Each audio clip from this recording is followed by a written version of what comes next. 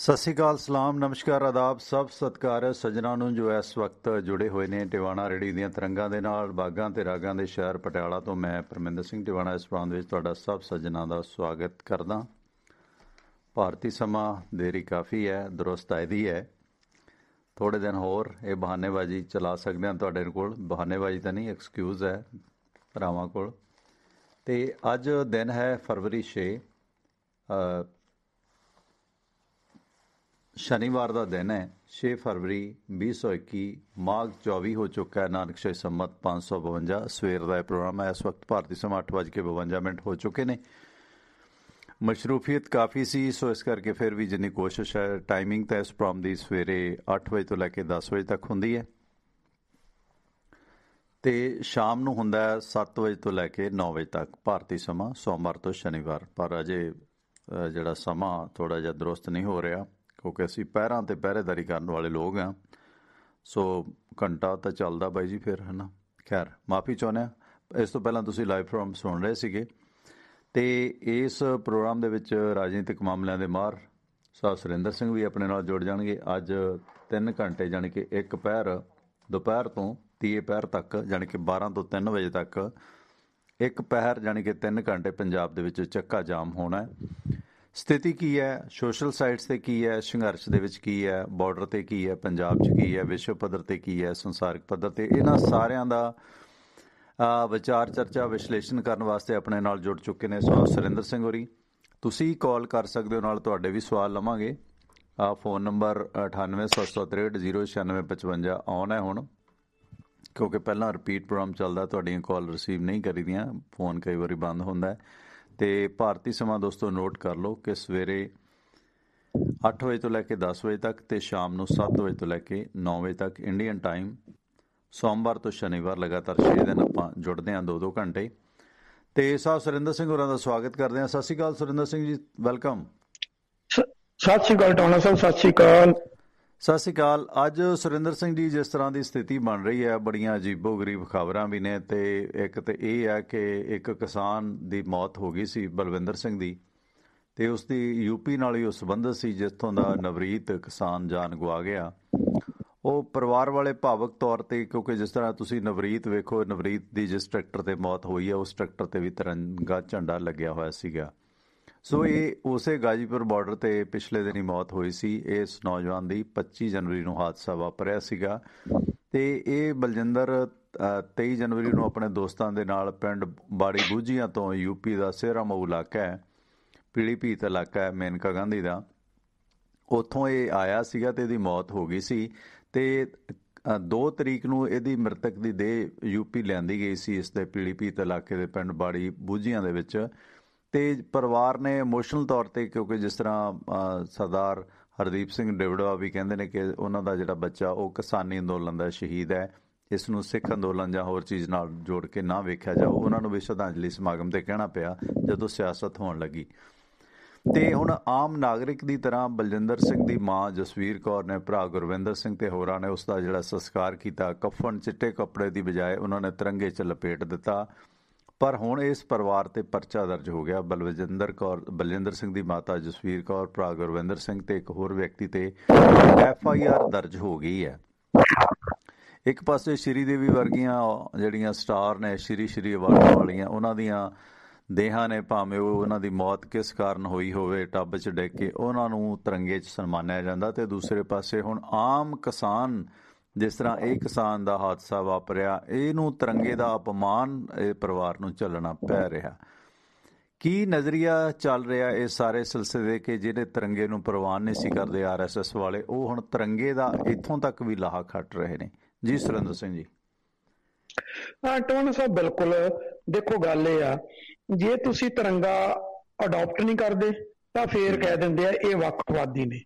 ਜੇ ਤਿਰੰਗਾ ਅਡਾਪਟ ਕੀਤਾ ਗਿਆ ਤਾਂ ਫੇਰ ਤੁਹਾਡੇ ਤੇ FIR ਲੌਜ। ਫੇਰ ਕਹਿੰਦੇ ਆ ਕਿ ਇਹ ਤਿਰੰਗਾ, ਜਿਹਨੂੰ ਸਰਕਾਰ ਤਿਰੰਗੇ ਦੇ ਵਿੱਚ ਲਪੇਟ ਕੇ ਸੰਸਕਾਰ ਕਰੇ, ਉਹੀ ਜਿਹੜਾ ਉਹ ਕਾਨੂੰਨੀ ਆ ਤੇ ਬਾਕੀ ਸਾਰਾ ਕੁਝ ਗੈਰ ਕਾਨੂੰਨੀ ਆ। ਟਵਾਣਾ ਸਾਹਿਬ, ਮੁੱਖ ਦੀ ਗੱਲ ਤਾਂ ਇਹ ਆ ਕਿ ਹੱਥ ਕੰਡੇ ਜਿਹੜੇ ਆ ਇਸ ਅੰਦੋਲਨ ਨੂੰ ਦਬਾਉਣ ਦੇ ਲਈ ਸਾਰੇ ਪਾਸਿਓਂ ਜਿਹੜੇ ਉਹ ਵਰਤੇ ਜਾ ਰਹੇ। ਪਰ ਬਦਕਿਸਮਤੀ ਹੁਣ ਤੱਕ ਜਿੰਨੀਆਂ ਚਾਲਾਂ ਚੱਲੀਆਂ ਗਈਆਂ, ਸਾਰੇ ਦੀਆਂ ਸਾਰੀਆਂ ਅਸਫਲ ਹੋਈਆਂ ਨਹੀਂ।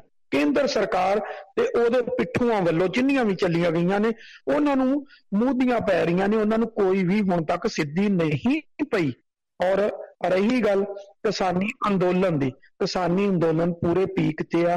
ਅੱਜ ਵਾਲਾ ਜਿਹੜਾ 12 ਤੋਂ 3 ਤੱਕ ਦਾ ਬੰਦ ਦਾ ਸੱਦਾ ਚੱਕਾ ਜਾਮ ਦਾ, ਟਵਾਣਾ ਸਾਹਿਬ ਉਹਨੇ ਭਾਰਤ ਸਰਕਾਰ ਦੀ ਅਕਲ ਫੇਰ ਟਿਕਾਣੇ ਲਿਆ ਦੇਣੀ ਆ।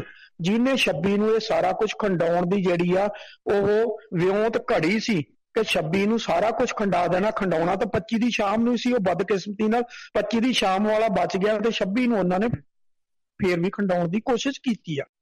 ਲੇਕਿਨ ਅੰਦੋਲਨ ਜਿਹੜਾ ਉਹ ਆਪਣੇ ਪੀਕ ਤੇ। ਹੁਣ ਰਹੀ ਗੱਲ ਦੇਸ਼ ਵਿਦੇਸ਼ ਦੇ ਵਿੱਚ ਕੀ ਵਾਪਰਿਆ ਤੇ ਮੀਡੀਆ ਦੇ ਅੰਦਰ ਕੀ ਹੈ। ਟਵਾਣਾ ਸਾਹਿਬ ਜਿਹੜਾ ਮੀਡੀਆ ਜਿੱਥੋਂ ਤੱਕ ਗੋਦੀ ਮੀਡੀਆ ਦਾ ਉਹ ਤਾਂ ਸਰਕਾਰ ਦੀ ਗੱਲ ਕਰੇਗਾ ਤੇ ਬਾਕੀ ਉਹਦੇ ਲਈ ਸਾਰੇ ਵੱਖਵਾਦੀ ਆ। ਉਹਨਾਂ ਲਈ ਹਰਿਆਣਾ ਵੀ ਵੱਖਵਾਦੀ ਆ। ਹਰਿਆਣਾ ਜਿਹੜੀ ਆ ਉਹਨਾਂ ਦੇ ਲਈ ਤਾਂ ਟਵਾਣਾ ਸਾਹਿਬ ਇਹ ਹੋ ਗਈ ਕਿ ਉਹ ਪੰਜਾਬ 'ਚ ਜੰਮੀ ਆ, ਪੰਜਾਬ 'ਚ ਉਹ ਜਿਹੜੀ ਆ ਉਹ ਵਿਦੇਸ਼ 'ਚ ਗਈ ਆ ਔਰ 2 ਨੰਬਰ ਦੇ ਵਿੱਚ ਗਈ ਆ, 1 ਨੰਬਰ 'ਚ ਵੀ ਨਹੀਂ ਗਈ, 2 ਨੰਬਰ ਦਾ ਪਾਸਪੋਰਟ ਬਣਾ ਕੇ ਲੰਘ ਕੇ ਗਈ ਆ। ਔਰ ਰਿਹਾਨਾ ਦਾ ਮਾਂ-ਬਾਪ ਇੱਥੇ ਰਹਿੰਦਾ ਰਿਹਾ। ਰਿਹਾਨਾ ਖਾਲਿਸਤਾਨੀ ਆ, ਸਿੱਖਾਂ ਦੇ ਪਰਿਵਾਰ ਨੂੰ ਬਿਲੋਂਗ ਕਰਦੀ ਆ। ਰਿਹਾਨਾ ਦੇ ਕੋਲੇ ਉਹਦੇ ਕੋਲੇ ਅੱਜ ਵੀ ਸੂਟ ਜਿਹੜੇ ਆ ਉਹ ਪੰਜਾਬ ਤੋਂ ਜਾਂਦੇ ਆ। ਉਹਦੀਆਂ ਮੱਝਾਂ ਨੂੰ ਜਿਹੜੇ ਪੱਟੇ ਉਹਦੇ ਕੋਲ ਉੱਥੇ ਗਾਈਆਂ ਬੰਨੀਆਂ, ਗਾਈਆਂ ਨੂੰ ਪੱਟੇ ਵੀ ਪੰਜਾਬ ਤੋਂ ਜਾਂਦੇ ਆ। ਮੈਨੂੰ ਲੱਗਦਾ ਫੀਡ ਵੀ ਟਵਾਣਾ ਫੀਡ ਵਾਲਿਆਂ ਦੀ ਜਾਂਦੀ ਹੋਊਗੀ, ਆਪਣੇ ਪਟਿਆਲੇ ਵਾਲਿਆਂ ਦੀ। ਮੈਂ ਕਿਹਾ ਜੀ ਉਹਨਾਂ ਨੇ ਕੁਛ ਨਹੀਂ ਛੱਡਿਆ। ਵੀ ਸ਼ਰਮ ਹੋਣੀ ਚਾਹੀਦੀ ਕਿ ਰਿਹਾਨਾ ਦਾ ਸਾਰੀ ਪਿੱਠ ਭੁਰਮੀ ਜਿਹੜੀ ਆ ਉਹ ਪੰਜਾਬ ਨਾਲ ਜੋੜ ਦਿੱਤੀ ਗਈ ਇਹ ਸੋਸ਼ਲ ਮੀਡੀਆ ਦੇ ਉੱਤੇ ਕਿ ਰਿਹਾਨਾ ਤਾਂ ਪੰਜਾਬ ਦੀ ਆ। ਪੱਟੇ ਵੀ ਉਹਦੇ ਪਤਾ ਨਹੀਂ ਬਠਿੰਡਿਓ ਜਾਂਦੇ ਕਿ ਗਿੱਦੜਬਾਹੇ ਤੋਂ ਜਾਂਦੀ ਆ, ਸ਼ਾਇਦ ਰਾਜਸਥਾਨ ਦੇ ਰੂਟ ਪੈਦਲ ਨਿਕਲ ਕੇ ਉਹ ਜਿਹੜੀ ਇਮਰਾਨ ਖਾਨ ਤੇ ਉਹਦੇ ਮਿਨਿਸਟਰ ਨਾਲ ਵੀ ਜੋੜ ਦਿੱਤੀ ਆ ਕਿ ਆਹ ਦੇਖੋ ਪਾਕਿਸਤਾਨੀ ਕਨੈਕਸ਼ਨ ਭਾਈ, ਉਹ ਇੰਟਰਨੈਸ਼ਨਲ ਸਟਾਰ ਹੈ, ਲੋਕ ਤਰਸਦੇ ਨੇ ਉਹਦੇ ਨਾਲ ਫੋਟੋਆਂ ਲਵਾਉਣ ਦੇ ਲਈ। ਹਾਂ ਟਵਾਣਾ ਸਾਹਿਬ ਬਿਲਕੁਲ ਪਤਾ ਗੱਲ ਕੀ ਆ। ਇਹਨਾਂ ਕੋਲ ਜੋ ਹੱਥ ਕੰਡੇ ਅਪਣਾਏ ਗਏ, ਜੋ ਇਹਨਾਂ ਕੋਲ ਕੁਫਰ ਤੋਲਿਆ ਗਿਆ ਉਹ ਇਹਨਾਂ ਨੇ ਤੋਲਣਾ। ਇਹਨਾਂ ਦੀਆਂ ਆਦਤਾਂ ਨੇ, ਆਦਤਾਂ ਤੋਂ ਲੋਕ ਬਾਜ਼ ਨਹੀਂ ਆ ਸਕਦੇ। ਰਹੀ ਗੱਲ ਹੁਣ ਟੋਟਲ ਇਸ ਦੀ ਕਿ ਜੋ ਸੋਸ਼ਲ ਸਾਈਡ ਆ, ਸੋਸ਼ਲ ਸਾਈਡ ਦੇ ਉੱਤੇ ਕੇਂਦਰ ਸਰਕਾਰ ਦੇ ਜਿੰਨੇ ਹੱਥ ਟੋਕੇ ਨੇ ਉਹਨਾਂ ਨੇ ਕਿਸਾਨਾਂ ਦੇ ਵਿਰੁੱਧ ਪੋਸਟਾਂ ਪਾਉਣੀਆਂ ਨੇ। ਕਿਸਾਨਾਂ ਦੇ ਆਗੂਆਂ ਨੂੰ ਬਦਨਾਮ ਕਰਨਾ ਹੀ ਕਰਨਾ ਉਹਨਾਂ ਕੋਲੇ, ਦੇ ਇਲਾਵਾ ਹੋਰ ਕੁਝ ਨਹੀਂ। ਪਰ ਤੁਸੀਂ ਦੇਖੋ ਸੋਸ਼ਲ ਮੀਡੀਆ ਤੇ ਕਿਸਾਨਾਂ ਦੇ ਵਿਰੁੱਧ ਪੋਸਟਾਂ ਪਾਉਣ ਤੋਂ ਇਲਾਵਾ ਸਰਕਾਰੀ ਤੰਤਰ ਆਪਣੇ ਹੱਕ 'ਚ ਭੁਗਤਾਉਣ ਦੇ ਇਲਾਵਾ ਇੰਟਰਨੈਟ ਸੇਵਾਵਾਂ ਬੰਦ ਕਰਨ ਦੇ ਬਾਵਜੂਦ ਵੀ ਕਿਸਾਨੀ ਅੰਦੋਲਨ ਜਿਹੜਾ ਉਹਦਾ ਜਮਾਵੜਾ ਵੱਧਦਾ ਤੁਰਿਆ ਜਾ ਰਿਹਾ, ਘਟਿਆ ਨਹੀਂ। 26 ਦੀ ਜਿਹੜੀ ਜਿਸ ਵੇਲੇ ਇਹ 26 ਨੂੰ ਉੱਤੇ ਟਵਾਣਾ ਸਾਹਿਬ ਮੈਂ ਤੁਹਾਨੂੰ ਅੰਦਰਲੀਆਂ ਗੱਲਾਂ ਕਲੀਅਰ ਕਰ ਦਿਆਂ। 26 ਨੂੰ ਹਾਲਾਤ ਕੀ ਬਣੀ ਸੀ ਜਦੋਂ ਰਾਕੇਸ਼ ਟਕੈਤ ਨੇ ਭਾਵਕ ਸਪੀਚ ਕੀਤੀ, ਉਹਦੇ ਪਿੱਛੇ ਪਿੱਠ ਭੂਮੀ ਕੀ ਸੀ ਕਿ 250-300 ਬੰਦਾ ਇਹਨਾਂ ਨੇ ਪੁਲ ਦੇ ਨੀਚੇ ਖੜਾ ਕੀਤਾ ਹੋਇਆ ਸੀ। ਰਾਕੇਸ਼ ਟਕੈਤ ਨੂੰ ਗ੍ਰਿਫਤਾਰ ਕਰਨਾ ਸੀ, ਉਹਦੇ ਬੰਦੇ ਭਜਾਉਣੇ ਸੀ। ਜਿਹੜਾ ਉੱਥੇ ਲੰਗਰ ਲੱਗਾ ਹੋਇਆ ਸੀ, ਉਹ ਜਿਹੜੀਆਂ ਸਿੱਖ ਜਥੇਬੰਦੀਆਂ ਨੇ ਉੱਥੇ ਲੰਗਰ ਲਾਇਆ ਹੋਇਆ ਸੀ ਉਹਨਾਂ ਤੇ ਅਟੈਕ ਕਰਵਾਉਣਾ ਸੀ। ਉਹ 250-300 ਬੰਦੇ ਦਾ ਉੱਥੇ ਕਤਲੋਗਾਰਦ ਕਰਾਉਣੀ ਸੀ। ਬਾਅਦ 'ਚ ਸਿੱਖ ਬਨਾਮ ਹਿੰਦੂ ਦਾ ਉੱਥੇ ਵਾਵੇਲਾ ਖੜਾ ਕਰਕੇ ਪੂਰਾ ਸੰਘਰਸ਼ ਤਹਿਸ਼-ਨਹਿਸ਼ ਕਰਨਾ ਸੀ। ਲੇਕਿਨ ਉਹ ਰਾਕੇਸ਼ ਟਕੈਤ ਦੇ ਅੜਨ ਕਰਕੇ, ਰਾਕੇਸ਼ ਟਕੈਤ ਦੀ ਭਾਵਕ ਸਪੀਚ ਕਰਕੇ ਉਹ ਸਾਰਾ ਕੁਝ ਤਹਿਸ਼-ਨਹਿਸ਼ ਹੋ ਗਿਆ। ਕਿਉਂਕਿ ਰਾਕੇਸ਼ ਟਕੈਤ ਨੂੰ ਅੰਦਰ ਖਾਤੇ ਕੁਛ ਨਾ ਕੁਛ ਅਜਿਹੇ ਸੈੱਲ ਸੀ ਜਿਨ੍ਹਾਂ ਨੇ ਇਨਫੋਰਮੇਸ਼ਨ ਦੇ ਦਿੱਤੀ ਕਿ ਇਹ ਜਿਹੜਾ ਲੰਗਰ ਲੱਗਾ ਹੋਇਆ ਧਿਆਨ ਨੂੰ ਚੱਕਣ ਤੋਂ ਬਾਅਦ ਇਹਦੇ ਉੱਤੇ ਜਿਹੜਾ ਸੀਗਾ ਅਟੈਕ ਹੋਏਗਾ ਤੇ ਇੱਥੇ ਹਿੰਦੂ ਸਿੱਖ ਵਾਲਾ ਮੁੱਦਾ ਖੜਾ ਕੀਤਾ ਜਾਏਗਾ ਤੇ ਇਹ ਤੁਹਾਡੇ ਲਈ ਘਾਤਕ ਹੋਏਗਾ, ਤੁਹਾਡਾ ਅੰਦੋਲਨ ਖਿੰਡ ਜਾਏਗਾ। ਉਹ ਵੀ ਟਵਾਣਾ ਸਾਹਿਬ ਖਿੱਲਰ ਗਿਆ। ਉਹਦੇ ਵਿੱਚ ਵੀ ਨਾ ਉੱਤਰ ਪ੍ਰਦੇਸ਼ ਸਰਕਾਰ ਤੇ ਨਾ ਹੀ ਜਿਹੜੀ ਕੇਂਦਰ ਸਰਕਾਰ ਆ ਉਹ ਕਾਮਯਾਬ ਨਹੀਂ ਹੋਈ। ਟਵਾਣਾ ਸਾਹਿਬ ਇਹੀ ਕੁਝ ਜਿਹੜਾ 25 ਦੀ ਰਾਤ ਕੀਤਾ ਗਿਆ, ਟਵਾਣਾ ਸਾਹਿਬ ਉੱਥੇ ਵੀ ਕਿਤੇ ਨਾ ਕਿਤੇ ਜਿਹੜੀਆਂ 5 ਮੈਂਬਰੀ ਕਮੇਟੀ ਗੱਲਬਾਤ ਲਈ 5 ਮੈਂਬਰੀ ਕਮੇਟੀ ਗੱਲਬਾਤ ਕਰਾਉਣ ਲਈ ਜਿਹੜੀਆਂ ਬਣਾਈਆਂ ਗਈਆਂ, ਟਵਾਣਾ ਸਾਹਿਬ ਉੱਥੇ ਬੇਸਿਕਲੀ ਕੀ ਸੀ ਕਿ ਜਿਹੜੇ ਕਿਸਾਨ ਆਗੂ ਨੇ ਉਹਨਾਂ ਦਾ ਨੁਕਸਾਨ ਕਰਨ ਦੀ ਨੀਅਤ ਸੀ ਉਹਦੇ 'ਚ, ਪਰ ਉਹ ਕੁਦਰਤੀ ਕਿਸਾਨ ਆਗੂ ਆਪਣੀ ਸੂਝ-ਬੂਝ ਨਾਲ ਉਦਣ ਬਚ ਗਏ। ਤੇ ਫਿਰ ਜੋ ਕੁਝ 26 ਤਰੀਕ ਨੂੰ ਹੋਇਆ ਉਹਨੂੰ ਜੇ ਅਸੀਂ ਅਜੇ ਵੀ ਨਾ ਕਹੀਏ ਵੀ ਉਹ ਕੇਂਦਰ ਸਰਕਾਰ ਦੇ ਤੇ ਉਹਦੀਆਂ ਏਜੰਸੀਆਂ ਦੇ ਇਸ਼ਾਰੇ ਤੇ ਨਹੀਂ ਹੋਇਆ ਤੇ ਫਿਰ ਇਸ ਤੋਂ ਮਾੜੀ ਕਿਸਮਤ ਸਾਡੀ ਨਹੀਂ ਹੋ ਸਕਦੀ। ਹਾਂ, ਉਹਦਾ ਸਪਸ਼ਟ ਕਾਰਨ ਜਿਹੜਾ ਦੀਪ ਸਿੱਧੂ ਆ ਤੇ ਦੀਪ ਸਿੱਧੂ ਦੇ ਮਗਰ ਜਿਹੜਾ ਲਾਮ ਲਸ਼ਕਰ ਬੈਠਾ ਉਹ ਤੇ ਨਾਲ ਸਰਵਣ ਸਿੰਘ ਪੰਧੇਰ ਤੇ ਸਤਨਾਮ ਪੰਨੂ ਕਰਨ। ਕਿਉਂਕਿ ਇੱਕ ਬੰਨੇ ਦੀਪ ਸਿੱਧੂ ਦੇ ਮਗਰ ਜਿਹੜੀ ਫੌਜ ਬੈਠੀ ਉਹ ਕਹਿੰਦੀ ਅਸੀਂ ਸਾਨੂੰ ਆਪਣਾ ਘਰ ਚਾਹੀਦਾ, ਮਤਲਬ ਸਾਨੂੰ ਖਾਲਿਸਤਾਨ ਚਾਹੀਦਾ। ਜੇ ਘਰ ਚਾਹੀਦਾ ਭਾਈ ਸਤਨਾਮ ਸਿੰਘ ਪੰਨੂ ਤੇ ਸਰਵਣ ਪੰਧੇਰ ਤਾਂ ਦੋਨੋਂ ਨਕਸਲੀ ਨੇ, ਫਿਰ ਉਹ ਨਕਸਲੀ ਲੈ ਕੇ ਦੇਣਗੇ। ਫਿਰ ਤੁਹਾਡੇ ਕੋਲ ਅਜਮੇਰ ਸਿੰਘ ਬੈਠਾ, ਪਹਿਲਾਂ ਸਿੱਖ ਚਿੰਤਕ ਭੀਸ਼ਮ ਪਿਤਾਮਾ ਬੈਠਾ, ਉਹ ਵੀ ਵਾੜਿਆ ਸੀ। ਹੁਣ ਇਹਨਾਂ ਦੋਨਾਂ ਨੂੰ ਵੀ ਭਾਈ ਇਸ ਮੂਵਮੈਂਟ 'ਚ ਵਾੜ ਲਓ। ਟਵਾਣਾ ਸਾਹਿਬ ਬੇਸਿਕਲੀ ਜਿਹੜੇ ਲੋਕ ਆਪਣਾ ਆਧਾਰ ਮਾੜਾ ਮੋਟਾ ਸੀ, ਸਰਕਾਰ ਦੇ ਢਾਏ ਚੜ ਕੇ ਉਹ ਆਪਣਾ ਆਧਾਰ ਜਿਹੜਾ ਉਹ ਗਵਾ ਚੁੱਕੇ ਨੇ, ਉਹਨਾਂ ਦਾ ਵਜੂਦ ਉੱਥੇ ਨਹੀਂ ਰਿਹਾ। ਤੇ ਦਿਨੋਂ ਦਿਨ ਜਿਹੜਾ ਕਿਸਾਨ ਨੇ, ਕਿਸਾਨ ਆਗੂ ਆ, ਜਿੱਥੇ ਉਹ ਬੈਠੇ ਨੇ, ਚਾਹੇ ਸੰਯੁਕਤ ਮੋਰਚੇ ਦੀ ਸਟੇਜ ਆ, ਚਾਹੇ ਟਿਕਰੀ ਬਾਰਡਰ ਤੇ, ਜਿੱਥੋਂ ਤੱਕ ਸਵਾਲ ਆਪਣੇ ਦੀ ਉਗਰਾਹਾਂ ਦੀਆਂ 6 ਸਟੇਜਾਂ ਲੱਗੀਆਂ ਹੋਈਆਂ ਨੇ, ਕਿਉਂਕਿ ਉਹਦਾ ਕਾਫਲਾ ਲੰਬਾ ਹੈ। ਔਰ ਜਿਸ ਤਰ੍ਹਾਂ ਗਾਜੀਪੁਰ ਬਾਰਡਰ ਆ, ਜਿੱਥੇ ਰਕੇਸ਼ ਟਕੈਤ ਆ, ਜਿੰਨਾ ਜਮਾਵੜਾ ਉੱਥੇ ਲੱਗਾ ਹੋਇਆ ਟਵਾਣਾ ਸਾਹਿਬ, ਉਹ ਇਸ ਸੰਘਰਸ਼ ਜਿਹੜਾ ਇਹਨੂੰ ਜਿੱਤ ਵੱਲ ਨੂੰ ਲੈ ਕੇ ਜਾ ਰਿਹਾ। ਉਹ ਵੱਖਰੀ ਗੱਲ ਹੈ ਕਿ ਜਿੱਤ ਲਈ ਲੰਬਾ ਸਮਾਂ ਲੱਗੇਗਾ। ਸਵਾਲ ਦੀ ਗੱਲ ਕਰੀਏ ਸੁਰਿੰਦਰ ਸਿੰਘ ਜੀ, ਜੇ ਇਹਨਾਂ ਜਥੇਬੰਦੀਆਂ ਦੀ ਪੜਚੋਲ ਕਰੀਏ, ਦੇਖੋ ਸਭ ਤੋਂ ਵੱਡਾ ਕਾਮਰੇਡ ਇਹਨਾਂ ਦੇ ਵਿੱਚੋਂ ਜਾਂ ਕੁਝ ਪਹਿਲਾਂ ਨਜ਼ਲਾ ਜਿਹੜਾ ਝੜਦਾ ਸੀਗਾ ਇਹਨਾਂ ਅਖੌਤੀ ਸਿੱਖ ਜਥੇਬੰਦੀਆਂ ਦਾ ਕਿ ਇਹ ਜੋਗਿੰਦਰ ਉਗਰਾਹਾਂ ਕਾਮਰੇਡ ਹੈ, ਇਹਨੇ ਨਾਅਰਾ ਲਾਉਣ ਤੋਂ ਰੋਕ ਦਿੱਤਾ, ਪਰ ਉਹਨੇ ਸੰਜੀਦਗੀ 'ਚੋਂ ਕੰਮ ਲੈ ਰਿਹਾ। ਉਹਨੇ ਹਰਿਆਣਾ 'ਚ ਆਪਣਾ ਬਹੁਤ ਸਾਰਾ ਕੇਡਰ ਸਥਾਪਿਤ ਕਰ ਲਿਆ ਤੇ ਉਹ ਇਹਨਾਂ ਸਾਰੇ ਵਿਵਾਦਾਂ ਤੋਂ ਬਚਿਆ ਹੋਇਆ। ਜ਼ਿਆਦਾ ਵਿਵਾਦਾਂ ਦਾ ਮੋਹਰਾ ਰਜਿੰਦਰ ਬਣ ਰਿਹਾ। ਨੌਜਵਾਨ ਆ, ਕਈ ਵਾਰੀ ਇੱਦਾਂ ਦੀਆਂ ਗੱਲਾਂ ਕਰਦਾ ਜਿਹੜੀਆਂ ਬਰਦਾਸ਼ਤ ਨਹੀਂ ਕੀਤੀਆਂ ਜਾਂਦੀਆਂ ਦੂਜੀਆਂ ਧਿਰਾਂ ਵੱਲੋਂ। ਤੇ ਜੋਗਿੰਦਰ ਸਿੰਘ ਉਗਰਾਹਾਂ ਇਹਨਾਂ ਸਾਰੀਆਂ ਕੰਟਰੋਵਰਸੀ ਤੋਂ ਉੱਪਰ ਉੱਠ ਕੇ ਉਹ ਕੋਈ ਬਹੁਤਾ ਮੀਡੀਆ 'ਚ ਨਹੀਂ ਆ ਰਹੇ, ਬਾਹਲਾ ਮਾਈਕਾਂ ਵਾਲਿਆਂ ਦੇ ਪਿੱਛੇ ਨਹੀਂ ਭੱਜ ਰਹੇ। ਮਾਈਕਾਂ ਵਾਲੇ ਉਹਨਾਂ ਦੇ ਪਿੱਛੇ ਤਾਂ ਜ਼ਰੂਰ ਭੱਜ ਰਹੇ ਨੇ, ਪਰ ਇਸ ਸੰਘਰਸ਼ 'ਚੋਂ ਉਹ ਸਾਇਲੈਂਟਲੀ ਬੜਾ ਸਟਰੋਂਗ ਹੋ ਰਿਹਾ। ਕੀ ਮਹਿਸੂਸ ਕਰਦੇ ਹੋ? ਕਿਉਂਕਿ ਸੰਯੁਕਤ ਮੋਰਚਾ ਦੀ ਕਾਰਗੁਜ਼ਾਰੀ 'ਤੇ ਵੀ ਬਹੁਤ ਸਾਰੇ ਸਵਾਲ ਖੜੇ ਹੋ ਗਏ ਨੇ ਤੇ ਇਸ ਸੰਘਰਸ਼ ਦੇ ਵਿੱਚੋਂ ਉਹ ਭਾਵੇਂ ਦਿਸ ਨਹੀਂ ਰਿਹਾ, ਪਰ ਉਹ ਇੱਕ ਸਟਰੋਂਗ ਧਿਰ ਵਜੋਂ ਹੋਰ ਪਹਿਲਾਂ ਦੇ ਨਾਲੋਂ ਵੱਧ ਗੇਨ ਕਰ ਗਿਆ। ਕੀ ਲੱਗਦਾ, ਸਹਿਮਤ ਹੋ ਤੁਸੀਂ ਇਸ ਨਾਲ? ਹਾਂ ਟਵਾਣਾ ਸਾਹਿਬ, ਬਿਲਕੁਲ ਮੈਂ ਇਹਦੇ ਨਾਲ ਸਹਿਮਤ ਹਾਂ। ਦੇਖੋ ਆਪਾਂ ਪਹਿਲਾਂ ਸ਼ੁਰੂ 'ਚ ਕਹਿੰਦੇ ਸੀ ਵੀ ਸਭ ਤੋਂ ਵੱਡਾ ਜੇ ਕਿਸਾਨਾਂ ਦੇ ਵਿੱਚ ਕੋਈ ਧੜਾ ਹੈ, ਮਤਲਬ ਜਿਹੜੀ ਜਥੇਬੰਦੀ ਆ, ਉਹ ਜੋਗਿੰਦਰ ਸਿੰਘ ਉਗਰਾਹਾਂ ਦੀ ਆ। ਉਹ ਸਾਬਤ ਵੀ ਹੋਈ, ਪਰ ਉਹ ਕੱਲੀ ਇੱਥੇ ਸਾਬਤ ਨਹੀਂ ਹੋਈ। ਦਿਨੋਂ ਦਿਨ ਉੱਥੇ ਜਾ ਕੇ ਵੀ ਉਹਨਾਂ ਨੇ ਪੂਰੀ ਲਾਮਬੰਦੀ ਕੀਤੀ ਆ ਤੇ ਉਸ ਲਾਮਬੰਦੀ ਦੇ ਵਿੱਚ ਉਹ ਅੱਗੇ ਵਧਦੇ ਤੁਰੇ ਗਏ ਆ। ਮਤਲਬ ਉਹਨਾਂ ਦਾ ਕਾਫਲਾ ਘਟਿਆ ਨਹੀਂ, ਅੱਗੇ ਵੱਲ ਨੂੰ ਤੁਰਦਾ ਗਿਆ। ਕਾਫਲੇ ਤੇ ਬਾਕੀਆਂ ਦੇ ਵੀ ਨਹੀਂ ਘਟੇ, ਬਾਕੀਆਂ ਦੇ ਵੀ ਕਾਫਲੇ ਤਕੜੇ ਨਹੀਂ, ਪਰ ਜੋਗਿੰਦਰ ਸਿੰਘ ਉਗਰਾਹਾਂ ਦਾ ਜਿਹੜਾ ਕਾਫਲਾ ਹੈ ਉਹ ਲਗਾਤਾਰ ਅੱਗੇ ਵਧਦਾ ਤੁਰਿਆ ਜਾ ਰਿਹਾ ਵਾ। ਉਹਨੂੰ ਚਾਹ ਕੇ ਲੱਖ ਦਬਾਉਣ ਦੀ ਕੋਸ਼ਿਸ਼ ਕੀਤੀ, ਉਹ ਠੀਕ ਆ। ਕੁਛ ਧਿਰਾਂ ਨੇ ਕਹਿਤਾ ਉਹ ਨਕਸਲੀ ਆ, ਜੇ ਆ ਵੋ ਆ, ਕਾਮਰੇਡ ਆ। ਕਾਮਰੇਡ ਤਾਂ ਧਿਰਾਂ ਬਹੁਤ ਨੇ, ਵੱਧ ਕਿਸਮਤੀ ਜਿਹੜੇ ਰੌਲਾ ਪਾਉਣ ਵਾਲੇ ਨੇ। ਟਵਾਣਾ ਸਾਹਿਬ, ਇਹਨਾਂ ਕਿਸੇ ਕੋਲੇ ਅਜੇ ਤੱਕ ਉਹ ਲਿਸਟ ਮੌਜੂਦ ਹੀ ਨਹੀਂ ਹੈ ਕਿ ਕਿਹੜੀ ਧਿਰ ਕਾਮਰੇਡ ਆ, ਕਿਹੜੀ ਨਕਸਲੀ ਆ, ਕਿਹੜੀ ਮਾਓਵਾਦੀ ਆ, ਕੀ ਕੁਛ ਇਹਨਾਂ ਦੇ ਕੋਲੇ ਉਹ ਲਿਸਟ ਹੀ ਨਹੀਂ ਹੁਣ ਤੱਕ।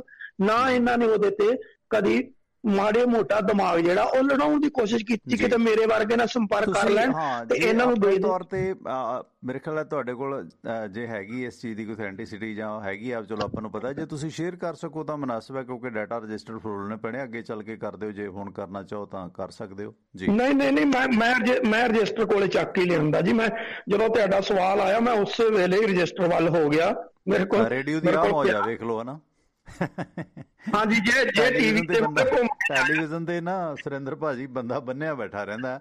ਮੈਂ ਕਹਿੰਦਾ ਜੇ ਅਸਲ ਜਰਨਲਿਜ਼ਮ ਕਰਨੀ ਹੈ ਤਾਂ ਰੇਡੀਓ ਵਰਗੇ ਕੋਈ ਰਸਤਾ ਨਹੀਂ ਹੈ, ਹਨਾ ਕਿ ਨਹੀਂ? ਬਿਲਕੁਲ ਹਾਂਜੀ ਟਵਾਣਾ ਸਾਹਿਬ, ਇਹਦੇ 'ਚ ਨਾ ਕੁੱਲ ਜਿਹੜੀਆਂ ਨੇ ਉਹ ਤਕਰੀਬਨ 15 ਜਥੇਬੰਦੀਆਂ ਜਿਹੜੀਆਂ ਨੇ ਉਹ ਨਕਸਲੀ, ਕਾਮਰੇਡ ਤੇ ਮਾਓਵਾਦੀ ਜਿਹੜੀਆਂ ਨੇ ਉਹ ਵਿਚਾਰਾਂ ਦੀਆਂ ਜਥੇਬੰਦੀਆਂ ਨੇ।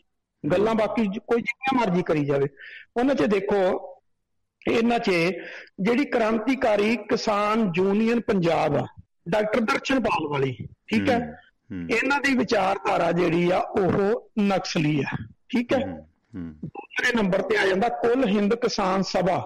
ਇਹ ਜਿਹੜੀ ਕੁੱਲ ਹਿੰਦ ਕਿਸਾਨ ਸਭਾ ਪੰਜਾਬ ਆ, ਇਹਦੇ 'ਚ ਬਲਦੇਵ ਸਿੰਘ ਨਿਹਾਲਗੜ੍ਹ ਵਗੈਰਾ ਇਹ ਸਾਰੇ ਆਉਂਦੇ ਨੇ, ਭੁਪਿੰਦਰ ਸਾਬਰ ਹੋਣੀ ਨੇ, ਇਹ ਸਾਰੇ ਨੇ। ਇਹ ਜਿਹੜੀ ਆ ਇਹ ਸੱਜੇ ਪੱਖੀਆਂ ਦੀ ਹੈ, ਮਤਲਬ ਕਾਮਰੇਡਾਂ ਦੀ ਆ, ਲੇਕਿਨ ਸੱਜੇ ਪੱਖੀ ਨੇ, ਖੱਬੇ ਪੱਖੀ ਨਹੀਂ, ਠੀਕ ਹੈ। ਜਿਹੜੀ ਕਿਰਤੀ ਕਿਸਾਨ ਯੂਨੀਅਨ ਆ ਉਹ ਟਵਾਣਾ ਸਾਹਿਬ ਜਿਹਦੇ 'ਚ ਰਜਿੰਦਰ ਸਿੰਘ ਦੀਪ ਸਿੰਘ ਵਾਲਾ ਜੀ ਦਾ ਵਾਈਸ ਪ੍ਰੈਜ਼ੀਡੈਂਟ ਆ, ਨਰਪੈ ਸਿੰਘ ਢੁੱਡੀਕੇ ਦਾ ਪ੍ਰਧਾਨ ਹੈ, ਠੀਕ ਹੈ। ਤੇ ਔਰ ਜਤਿੰਦਰ ਸਿੰਘ ਸ਼ੀਨਾ ਇਹਦਾ ਜਿਹੜਾ ਵਾ ਉਹ ਕੀ ਕਹਿੰਦੇ ਹੁੰਦੇ ਆ ਆਪਣਾ ਉਹ ਆ ਪ੍ਰੈਸ ਸਕੱਤਰ ਆ, ਇਹ ਜਿਹੜੀ ਆ ਇਹ ਨਕਸਲੀ ਵਿਚਾਰਧਾਰਾ ਦੀ ਜਥੇਬੰਦੀ ਆ, ਜਿਹੜੀ ਰਜਿੰਦਰ ਸਿੰਘ ਦੀਪ ਸਿੰਘ ਵਾਲਾ ਜਿਹਨੂੰ ਰਿਪਰੈਜ਼ੈਂਟ ਕਰ ਰਿਹਾ ਨਿਰਭੈ ਸਿੰਘ ਢੁੱਡੀਕੇ ਵਾਲੀ ਨੂੰ, ਇਹ ਚੋਣਾਂ ਵੀ ਲੜਦੇ ਨੇ, ਇਹ ਨਕਸਲੀ ਵੀ ਨੇ ਲੇਕਿਨ ਇਹ ਚੋਣਾਂ ਵੀ ਲੜਦੇ ਨੇ। ਇਹਦੇ ਤੋਂ ਵੀ ਇਨਕਾਰ ਜਿਹੜਾ ਉਹ ਨਹੀਂ ਕੀਤਾ ਜਾ ਸਕਦਾ। ਅੱਗੇ ਆ ਗਈ ਕੁੱਲ ਹਿੰਦ ਕਿਸਾਨ ਸਭਾ ਪੰਜਾਬ ਪੁੰਨਾਵਾਲਾ ਵਾਲੀ, ਜਿਹਦਾ ਕਿ ਮੇਜਰ ਸਿੰਘ ਪੁੰਨਾਵਾਲਾ ਜਿਹੜਾ ਉਹ ਜਨਰਲ ਸਕੱਤਰ ਆ ਇਹਦਾ।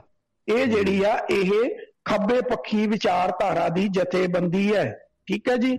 ਹੁਣ ਅੱਗੇ ਆ ਜਾਓ ਕਿਸਾਨ ਮਜ਼ਦੂਰ ਸੰਘਰਸ਼ ਕਮੇਟੀ ਸਤਨਾਮ ਸਿੰਘ ਪੰਨੂ ਤੇ ਸਰਵਣ ਸਿੰਘ ਪੰਧੇਰ ਵਾਲੀ, ਇਹ ਜਿਹੜੀ ਆ ਇਹ ਖੱਬੇ ਪੱਖੀ ਵਿਚਾਰਧਾਰਾ ਵਾਲੀ ਜਥੇਬੰਦੀ ਹੈ। ਠੀਕ ਹੈ ਜੀ। ਅੱਗੇ ਆ ਗਈ ਕਿਸਾਨ ਸੰਘਰਸ਼ ਕਮੇਟੀ ਪੰਜਾਬ ਕਮਲਜੀਤ ਸਿੰਘ ਪੰਨੂ ਵਾਲੀ, ਇਹ ਵੀ ਖੱਬੇ ਪੱਖੀ ਵਿਚਾਰਧਾਰਾ ਵਾਲੀ ਜਥੇਬੰਦੀ ਹੈ। BKU ਉਗਰਾਹਾਂ, ਇਹ ਖੱਬੇ ਪੱਖੀ ਵਿਚਾਰਧਾਰਾ ਤੇ ਨਕਸਲੀ ਵਿਚਾਰਧਾਰਾ ਦੋਨੋਂ ਮਿਕਸ ਨੇ ਇਸ ਜਥੇਬੰਦੀ ਦੀ। ਠੀਕ ਹੈ ਜੀ। BKU ਕ੍ਰਾਂਤੀਕਾਰੀ ਸਰਜੀਤ ਸਿੰਘ ਫੂਲ ਵਾਲੀ, ਇਹ ਮਾਓਵਾਦੀ ਵਿਚਾਰਧਾਰਾ ਦੀ ਜਥੇਬੰਦੀ ਹੈ। ਠੀਕ ਹੈ ਜੀ। ਇਹਦੇ ਬਾਅਦ ਟਵਾਣਾ ਸਾਹਿਬ ਆ ਗਈ ਆਜ਼ਾਦ ਕਿਸਾਨ ਕਮੇਟੀ ਦੁਆਬਾ ਹਰਪਾਲ ਸਿੰਘ ਸਾਂਘਾ ਵਾਲੀ, ਇਹ ਵੀ ਨਕਸਲੀ ਵਿਚਾਰਧਾਰਾ ਵਾਲੀ ਹੈ। ਇੱਕ ਆ ਗਈ BKU ਡਕੌਂਦਾ, ਇਹ ਵੀ ਟਵਾਣਾ ਸਾਹਿਬ ਨਕਸਲੀ ਵਿਚਾਰਧਾਰਾ ਦੀ ਆ। ਇੱਕ ਆ ਗਈ ਦੂਸਰਾ ਪੰਜਾਬ ਕਿਸਾਨ ਯੂਨੀਅਨ ਰੋਲਦੂ ਸਿੰਘ ਮਾਨਸਾ ਵਾਲੀ, ਜਿਹਨੂੰ ਖਾਲਿਸਤਾਨੀ ਬਹੁਤ ਪਸੰਦ ਕਰਦੇ ਆ ਕਿ ਖੂੰਡੇ ਵਾਲਾ ਬਾਬਾ ਜਿਹੜਾ ਬੜਾ ਕਾਇਮ ਆ ਜੀ, ਖੂੰਡੇ ਵਾਲੇ ਬਾਬੇ ਨੇ ਆਹ ਕਹਿਤਾ ਉਹ ਕਹਿਤਾ, ਉਹਨੂੰ ਬਹੁਤ ਪਸੰਦ ਕਰਦੇ ਆ ਟਵਾਣਾ ਸਾਹਿਬ, ਉਹ ਵੀ ਨਕਸਲੀ ਵਿਚਾਰਧਾਰਾ ਦੀ ਆ। CPI-ML ਨਾਲ ਤੇ ਦੂਸਰਾ ਕੀ ਕਹਿੰਦੇ ਆ ਆਪਣੀ ਡੈਮੋਕ੍ਰੇਸੀ ਲਿਬਰੇਸ਼ਨ ਜਿਹੜੀ ਆ ਉਹਦੇ ਨਾਲ ਇਹ ਸੰਬੰਧਿਤ ਹੈ। ਮਤਲਬ ਇਹ ਜਿੰਨੀਆਂ ਜਥੇਬੰਦੀਆਂ ਨੇ ਟਵਾਣਾ ਸਾਹਿਬ, ਇਹ ਰੌਲਾ ਤਾਂ ਪਾਈ ਜਾਂਦੇ ਨੇ ਸਾਰੇ ਦੇ ਸਾਰੇ, ਇਹਨਾਂ ਨੂੰ ਇਹ ਨਹੀਂ ਪਤਾ ਕਿ ਤੁਸੀਂ ਇਹਨਾਂ ਦਾ ਕਰ ਲਓ। ਇਹਨਾਂ 'ਚ ਇੱਕ ਐਡਵੋਕੇਟ ਪ੍ਰੇਮ ਸਿੰਘ ਭੰਗੂ, ਜਿਨ੍ਹਾਂ ਨੇ ਰਾਜਪੁਰੇ ਦੇ ਵਿੱਚ ਉਹ ਉਦੋਂ ਹੋਂਦ 'ਚ ਆਏ ਜਿਸ ਵੇਲੇ ਉੱਤੇ ਹਰਜੀਤ ਗਰੇਵਾਲ ਦਾ ਜਿਹੜਾ ਉਹ ਘਰਾਓ ਕੀਤਾ ਗਿਆ ਸੀਗਾ। ਇਸ ਇਲਾਕੇ ਦੇ ਨੇ ਨਾ ਪ੍ਰੇਮ ਸਿੰਘ ਭੰਗੂ, ਮੇਰੇ ਖਿਆਲ ਨੇੜੇ ਹੀ ਪਿੰਡ ਆਪਾਂ ਜਾਣਦੇ ਹਾਂ ਯੂਨੀਵਰਸਿਟੀ। ਹਾਂਜੀ। ਮੈਂ ਅੱਗੇ ਕਰਦਾ। ਇਹਦੇ ਨਾਲ ਟਵਾਣਾ ਸਾਹਿਬ ਜਿਹੜਾ ਗੱਲਬਾਤ ਲਈ 40 ਮੈਂਬਰ ਅੰਦਰ ਜਾਂਦੇ ਨੇ, ਉਹਨਾਂ 'ਚ ਇੱਕ ਹਨਨ ਮੌਲਾ, ਇਹ ਜਿਹੜੇ ਆਲ ਇੰਡੀਆ ਕਿਸਾਨ ਸਭਾ ਦੇ ਨੇ, ਇਹ CPM ਨਾਲ ਜੁੜੇ ਹੋਏ ਆ। 16 ਸਾਲ ਦੀ ਉਮਰ 'ਚ ਇਹ CPM 'ਚ ਆ ਗਏ ਸੀ, ਪੋਲਿਟ ਬਿਊਰੋ ਦੇ ਮੈਂਬਰ ਵੀ ਰਹੇ ਆ। ਠੀਕ ਹੈ ਜੀ। ਹੁਣ ਟਵਾਣਾ ਸਾਹਿਬ ਗੱਲ ਤੇ ਆ ਵੀ ਸਾਡੇ ਕੋਲ ਜੋ ਕੁਛ ਆਉਂਦਾ ਅਸੀਂ ਫਟਾਫਟ ਉਹੀ ਕੁਛ ਤੋੜ ਦਿੰਨੇ ਆ ਵੀ ਇਹਦੇ ਨਾਲ ਕੁੱਲ ਟਵਾਣਾ ਸਾਹਿਬ ਇਹ 15 ਜਥੇਬੰਦੀਆਂ ਨੇ। ਠੀਕ ਹੈ ਨਾ। 15 ਜਥੇਬੰਦੀਆਂ ਜਿਹੜੀਆਂ ਉਹ ਅਲੱਗ-ਅਲੱਗ ਵਿਚਾਰਧਾਰਾ ਦੀਆਂ ਨੇ, ਅਲੱਗ-ਅਲੱਗ ਵਿਚਾਰਧਾਰਾ ਤੋਂ ਤੁਰ ਕੇ ਅੱਗੇ ਚੱਲ ਕੇ ਇੱਥੋਂ ਤੱਕ ਪਹੁੰਚੀਆਂ ਨੇ। ਪਰ ਇੱਥੇ ਆ ਕੇ ਕੀ ਆ, ਇੱਕ ਦੋ ਕਾਮਰੇਡਾਂ ਨੂੰ ਛੱਡ ਕੇ ਬਾਕੀ ਕਿਸੇ ਨੇ ਬਹੁਤਾ ਵਾਹਵੇਲਾ ਨਹੀਂ ਕੀਤਾ। ਉਹ ਕਿਉਂਕਿ ਹੁਣ ਵਾਹਵੇਲਾ ਜਿਹੜਾ ਜ਼ਿਆਦਾ ਨਜ਼ਲਾ ਝੜਦਾ ਉਹ ਕੱਲਾ ਰਜਿੰਦਰ ਸਿੰਘ ਦੀਪ ਸਿੰਘ ਵਾਲਾ ਤੇ ਝੜਦਾ, ਬਾਕੀ ਵਧੇਰੀ ਉਮਰ ਦੇ ਆ। ਟਵਾਣਾ ਸਾਹਿਬ 50 ਸਾਲ ਤੋਂ ਬਾਅਦ ਸ਼ਾਇਦ ਜ਼ਿੰਦਗੀ 'ਚ ਬਹੁਤ ਸਾਰੀ ਸਮਝ ਆਉਣੀ ਸ਼ੁਰੂ ਹੋ ਜਾਂਦੀ ਆ। ਉਹ ਸੰਜੀਦਾ ਵੀ ਨੇ, ਉਹਨਾਂ ਦੇ ਵਿੱਚ ਉਹ ਜਿਹੜੀ ਕਾਮਰੇਡੀ ਜਾਂ ਸਿੱਖਾਂ ਦੇ ਖਿਲਾਫ ਅਖੌਤੀ ਨਫ਼ਰਤ ਵੀ ਨਹੀਂ ਹੈ। ਮਾਫ਼ ਕਰਨਾ, ਉਹਨਾਂ ਨੇ ਵਕਤ ਜਿਹੜਾ ਹੰਢਾ ਲਿਆ, ਵੇਖ ਲਿਆ। ਕਿਉਂਕਿ ਸਿੱਖ ਬਨਾਮ ਕਾਮਰੇਡ ਜਿਹੜੀ ਲੜਾਈ ਹੈ ਨਾ, ਭਾਵੇਂ ਉਹ ਅਸਲੀ ਸਿੱਖਾਂ ਦੀ ਹੈ ਭਾਵੇਂ ਉਹ ਨਕਲੀ ਸਿੱਖਾਂ ਦੀ ਹੈ, ਉਹ ਦੋਨੇ ਤਰ੍ਹਾਂ ਦੇ ਲਈ ਘਾਤਕ ਹੈ। ਤੇ ਇਹਨਾਂ ਦੇ ਸਾਂਝੇ ਦੁਸ਼ਮਣ ਜਿਹੜੇ ਸੱਜੇ ਪੱਖੀ ਰਾਈਟ ਵਿੰਗ ਹੈ, BJP ਵਰਗੀਆਂ ਜਮਾਤਾਂ ਨੇ ਜਾਂ ਹੋਰ ਕੱਟੜ ਜਮਾਤਾਂ ਨੇ, ਉਹਨਾਂ ਨੂੰ ਇਹਨਾਂ ਦੋਨਾਂ ਦੀ ਲੜਾਈ ਰਾਸ ਆ ਰਹੀ ਹੈ। ਮੈਂ ਪਹਿਲੀ ਘੜੀ ਤੋਂ ਪਿੱਟਦਾ ਸੀ, ਉਹ ਯਾਰ ਇਸ ਖਿੱਤੇ 'ਚ ਗਰਮ ਖਿਆਲੀ ਹੋ ਜੇ ਤੁਹਾਡੀ ਗੱਲ ਕਰੀਏ, ਸਰਦਾਰ ਕਪੂਰ ਸਿੰਘ ਤੋਂ ਵੱਡਾ ਕੋਈ ਰਾਈਟਰ ਨਹੀਂ ਹੈ। ਉਹਦੀ ਆਪਣੀ ਕਿਤਾਬ ਪੁੰਦਰੀਕ ਪੜ੍ਹ ਲਓ, ਬੜੀ ਸਸਤੀ ਮਿਲ ਜਾਏਗੀ। ਜੇ ਨਹੀਂ ਹੈ ਤਾਂ ਮੈਂ ਪੋਸਟ ਪਾ ਦੇਣਾ। ਉਹਦੇ ਵਿੱਚ ਉਹਨਾਂ ਨੇ ਕਿਹਾ ਕਿ ਜੋ ਫਲਸਫਾ ਗੁਰੂ ਨਾਨਕ ਸਾਹਿਬ ਨੇ ਲਿਆਂਦਾ 5 ਸਦੀਆਂ ਪਹਿਲਾਂ, ਉਸੇ ਫਲਸਫੇ ਨੂੰ ਕਾਮਰੇਡਾਂ ਤੇ ਮਾਰਕਸੀ ਤੇ ਪਰੂਦੋਂ ਨੇ ਅੱਗੇ ਵਧਾਇਆ। ਇਦੋਂ ਵੱਧ ਸਰਟੀਫਿਕੇਟ ਲੈਣ ਦੀ ਕੀ ਲੋੜ ਹੈ? ਹੁਣ ਜਾਲੀ ਕਾਮਰੇਡ ਵੀ ਹੋ ਸਕਦੇ ਨੇ, ਜਾਲੀ ਨਿਹੰਗ ਸਿੰਘ ਵੀ ਹੋ ਸਕਦੇ ਨੇ, ਤੇ ਜਾਲੀ ਸੰਤ ਵੀ ਹੋ ਸਕਦੇ ਨੇ, ਕਿਉਂਕਿ ਗੁਰਬਾਣੀ ਮੋਹਰ ਲਾ ਗਈ ਹੈ ਜਾਲੀ ਹਰਕੇ ਸੰਤ ਬਨਾਰਸੀ ਠੱਗਾਂ ਤੇ। ਹੁਣ ਜੇ ਨਿਹੰਗ ਸਿੰਘਾਂ ਦੀ ਗੱਲ ਕਰੀਏ, ਇਹ ਜਿਹੜੇ ਪਿੱਟ ਪਟਾਊਆ ਪਾਉਂਦੇ ਸੀ ਖਾਲਸੇ ਫੌਜਾਂ ਨੂੰ, ਇਹ ਕਹਿ ਦਿੱਤਾ। ਹੁਣ ਸੰਤ ਅਨੂਪ ਸਿੰਘ ਨੇ ਜਿਹੜੇ ਸੰਤ ਨਹੀਂ, ਪ੍ਰਚਾਰਕ, ਸਿੱਖ ਪ੍ਰਚਾਰਕ ਬਾਬਾ ਅਨੂਪ ਸਿੰਘ ਕਹੇ ਜਾਂਦੇ ਨੇ, ਉਹਨਾਂ ਦੀ ਵੀਡੀਓ ਮੇਰੇ ਤੋਂ ਪਤਾ ਨਹੀਂ ਕਿੰਨੇ ਬੰਦਿਆਂ ਨੇ ਮੰਗੀ, ਅੱਜ ਵੀ ਗਲੋਬਲ ਤੇ ਮੰਗ ਰਹੇ ਸੀ ਕੁਛ। ਕੱਲ ਮੈਂ ਪਲੇ ਕੀਤੀ ਸੀ ਉਹ, ਹਾਲਾਂਕਿ ਉਹਨਾਂ ਨਾਲ ਸੰਪਰਕ ਨਹੀਂ ਹੋ ਰਿਹਾ, ਉਹਨਾਂ ਦੀ ਜਿਹੜੀ ਵੀਡੀਓ ਨਹੀਂ ਆ ਰਹੀ, ਕਿਉਂਕਿ ਉਹਨਾਂ ਤੇ ਬਹੁਤ ਪ੍ਰੈਸ਼ਰ ਹੈ। ਕਿਉਂਕਿ ਉਹਨਾਂ ਨੇ ਇਹ ਭਾਂਡਾ ਭੰਨ ਦਿੱਤਾ ਕਿ ਭਾਈ ਕੁਛ ਨਕਲੀ ਬੰਦੇ ਸੀ ਜਿਨ੍ਹਾਂ ਨੇ ਸਿੱਖਾਂ ਨੂੰ ਉਕਸਾਇਆ। ਉਹ ਕਹਿੰਦੇ ਅਸੀਂ ਪੁਲਿਸ ਦੇ ਤਰਲੇ ਵੀ ਕੀਤੇ ਕਿ ਗੋਲੀ ਨਾ ਚਲਾਓ, ਸਾਡੇ ਬੱਚੇ ਨੇ, ਅਸੀਂ ਮੋੜ ਕੇ ਲੈ ਜਾਾਂਗੇ। ਪਰ ਉਹ ਜਿਹੜਾ ਜਾਲੀ ਨਿਹੰਗ ਲਾਣਾ ਸੀਗਾ ਨਾ, ਜਾਂ ਹੋਰ ਜਿਹੜੇ ਜਾਲੀ ਉੱਥੇ ਪਲਾਂਟਡ ਬੰਦੇ ਸੀ, ਉਹਨਾਂ ਨੇ ਸਾਰੀ ਖੇਡ ਖੇਡੀ ਹੈ। ਏਜੰਸੀਆਂ ਦਾ ਟਰੈਪ ਸੀ, ਏਜੰਸੀਆਂ ਦੇ ਟਰੈਪ 'ਚ ਇਹ ਬੰਦੇ ਸੀ। ਇਹ ਤਾਂ ਬਾਬਾ ਅਨੂਪ ਸਿੰਘ ਹੋਰਾਂ ਨੇ ਖੁਲਾਸਾ ਕਰ ਦਿੱਤਾ, ਤੇ ਹੁਣ ਉਹ ਪਤਾ ਨਹੀਂ ਕਿਉਂ ਨਹੀਂ ਖੁੱਲ੍ਹ ਕੇ ਸਾਹਮਣੇ ਆ ਰਿਹਾ, ਕਿਉਂਕਿ ਪ੍ਰੈਸ਼ਰ ਬਹੁਤ ਹੁੰਦਾ ਸਰਕਾਰਾਂ ਦਾ। ਯੋਗੀ ਸਰਕਾਰ ਹੈ, ਉਹ ਵੀ ਹੈ, ਪਰ ਉਹ ਬੰਦਾ ਨਵਰੀਤ ਸਿੰਘ ਦੇ ਸੇਵੇ ਦੇ ਸੇਕ ਦੇ ਵਿੱਚ ਸੱਚ ਕਹਿ ਗਿਆ, ਇਹਦੇ 'ਚ ਕੋਈ ਦੋਰਾਵਾਂ ਨਹੀਂ ਹੈ। ਇਹ ਜਿਹੜੀ ਹੁਣ ਤੁਸੀਂ ਜ਼ਿਕਰ ਤਾਂ ਕਰ ਦਿੱਤਾ ਕਿ ਇਹ ਭਾਈ ਜਥੇਬੰਦੀਆਂ ਨੇ ਜਿਹੜੇ ਪੁਰਾਣੇ ਕਾਮਰੇਡ ਨੇ, ਉਹਨਾਂ 'ਤੇ ਜਿਹੜਾ ਹੈਗਾ ਇਹ ਕਾਮਰੇਡੀ ਰੰਗ ਲੈ ਵੀ ਗਿਆ ਬਹੁਤਾ। ਉਹਨਾਂ ਨੇ ਇਸ ਨੂੰ ਨਰੋਲ ਸੰਘਰਸ਼ ਕਿਸਾਨੀ ਰੱਖਿਆ ਹੋਇਆ, ਕਿਉਂਕਿ ਉਹਨਾਂ ਦਾ ਆਪਣਾ ਪੋਲੀਟੀਕਲ ਮਫਾਦ ਵੀ ਨਹੀਂ ਹੈ। ਜੇ ਹੋਊਗਾ ਨਾ ਵੋਟਾਂ ਪਾਇਓ ਕਾਮਰੇਡਾਂ ਨੂੰ, ਹੈ ਨਾ। ਪਰ ਇਸ ਕਿਸਾਨੀ ਅੰਦੋਲਨ 'ਚੋਂ ਬੰਦਿਆਂ ਨੂੰ ਤਾਂ ਕੱਢ ਕੇ ਲੈ ਗਏ ਨੇ ਨਾ ਪੰਜਾਬ ਤੋਂ, ਕੇਡਰ ਬਣਾ ਕੇ ਤਾਂ ਲੈ ਗਏ ਨੇ, ਭਾਵੇਂ ਕੁਛ ਵੀ ਹੈ। ਕਿਉਂਕਿ ਜੇ ਇਹਨਾਂ ਦੇ ਉੱਤੇ ਡਾਕਟਰ ਦਰਸ਼ਨਪਾਲ ਨੇ, ਜਦੋਂ ਇਹ ਕੁੱਲ ਹਿੰਦ ਸਭਾ ਦੀ ਤੁਸੀਂ ਗੱਲ ਕੀਤੀ, ਇਹਨਾਂ ਨੇ ਕਈ ਮਹੀਨੇ ਪਹਿਲਾਂ ਆਲ ਇੰਡੀਆ ਬੰਦ ਦਾ ਸੱਦਾ ਦਿੱਤਾ ਸੀ, ਕੁੱਲ ਹਿੰਦ ਬੰਦ। ਮੈਂ ਉਦੋਂ ਵੀ ਗਲੋਲ ਪੰਜਾਬ ਤੇ ਇਹਨਾਂ ਨੂੰ ਕਿਹਾ ਸੀ, ਮੈਂ ਤੁਸੀਂ ਆਪਣੀ ਜਥੇਬੰਦੀ ਦਾ ਨਾਂ ਨਾ ਕੁੱਲ ਹਿੰਦ ਸਭਾ ਰੱਖਿਆ ਹੋਇਆ, ਜਦੋਂ ਮੁਲਕ ਦਾ ਨਾਂ ਹੀ ਹਿੰਦੁਸਤਾਨ ਨਹੀਂ ਹੈ। ਤੇ ਉੱਦਾਂ ਤੁਸੀਂ ਕਹਿੰਦੇ ਹੋ ਅਸੀਂ ਸੱਜੇ ਪੱਖੀਆਂ ਦੇ ਖਿਲਾਫ ਹਾਂ, ਅਸੀਂ ਸਾਂਝਾ ਦੇਸ਼ ਚਾਹੁੰਦੇ ਹਾਂ। ਉਹ ਦੇਸ਼ ਦਾ ਨਾਂ ਇੰਡੀਆ, ਦੇਸ਼ ਦਾ ਨਾਂ ਭਾਰਤ ਹੈ। ਡਾਕਟਰ ਦਰਸ਼ਨਪਾਲ ਜੀ, ਤੁਸੀਂ ਡਾਕਟਰ ਕਹੇ ਜਾਂਦੇ ਹੋ, ਤੇ ਇਹ ਹਿੰਦ ਕਿੱਥੋਂ ਆ ਗਿਆ? ਉਹ ਮਤਲਬ ਉਹਨਾਂ ਨੂੰ ਅਹਿਸਾਸ ਹੋਇਆ, ਰਿਅਲਾਈਜ਼ ਕੀਤਾ। ਹਾਲਾਂਕਿ ਇਹ ਗੱਲਾਂ ਚੁੱਭ ਜਾਂਦੀਆਂ ਨਾ ਲੀਡਰਾਂ ਨੂੰ, ਜਦੋਂ ਤੁਸੀਂ ਪਬਲਿਕ, ਜਿਵੇਂ ਅੱਜ ਪੰਧੇਰ ਨੂੰ ਚੁੱਭ ਗਈ ਆ, ਹੋ ਕੇ ਕਰਾਂਗੇ। ਇਹ ਜਿਹੜੀਆਂ ਚੀਜ਼ਾਂ ਨੇ ਨਾ, ਇਹ ਫਿਰ ਜਿਹੜੀ ਅਖੌਤੀ ਕਾਮਰੇਡੀ ਨਿਕਲਦੀ ਹੈ ਇਹਨਾਂ 'ਚੋਂ ਵੀ। ਪਰ ਰਜਿੰਦਰਦੀਪ ਹੋਣੀ ਗਰਮ ਖਿਆਲੀ ਨੇ, ਤੇ ਇੱਧਰ ਜਿਹੜੇ ਗਰਮ ਖਿਆਲੀ ਨੇ ਉਹ ਆਪਸ 'ਚ ਲੜੀ ਜਾ ਰਹੇ ਨੇ ਤੇ ਵੰਡ ਪਈ ਜਾ ਰਹੀ ਹੈ। ਰਵੀ ਸਿੰਘ ਦੀ ਵਾਲ ਤੇ ਦੇਖ ਲਓ ਕੀ ਕੁਛ ਹੋ ਰਿਹਾ ਜੀ।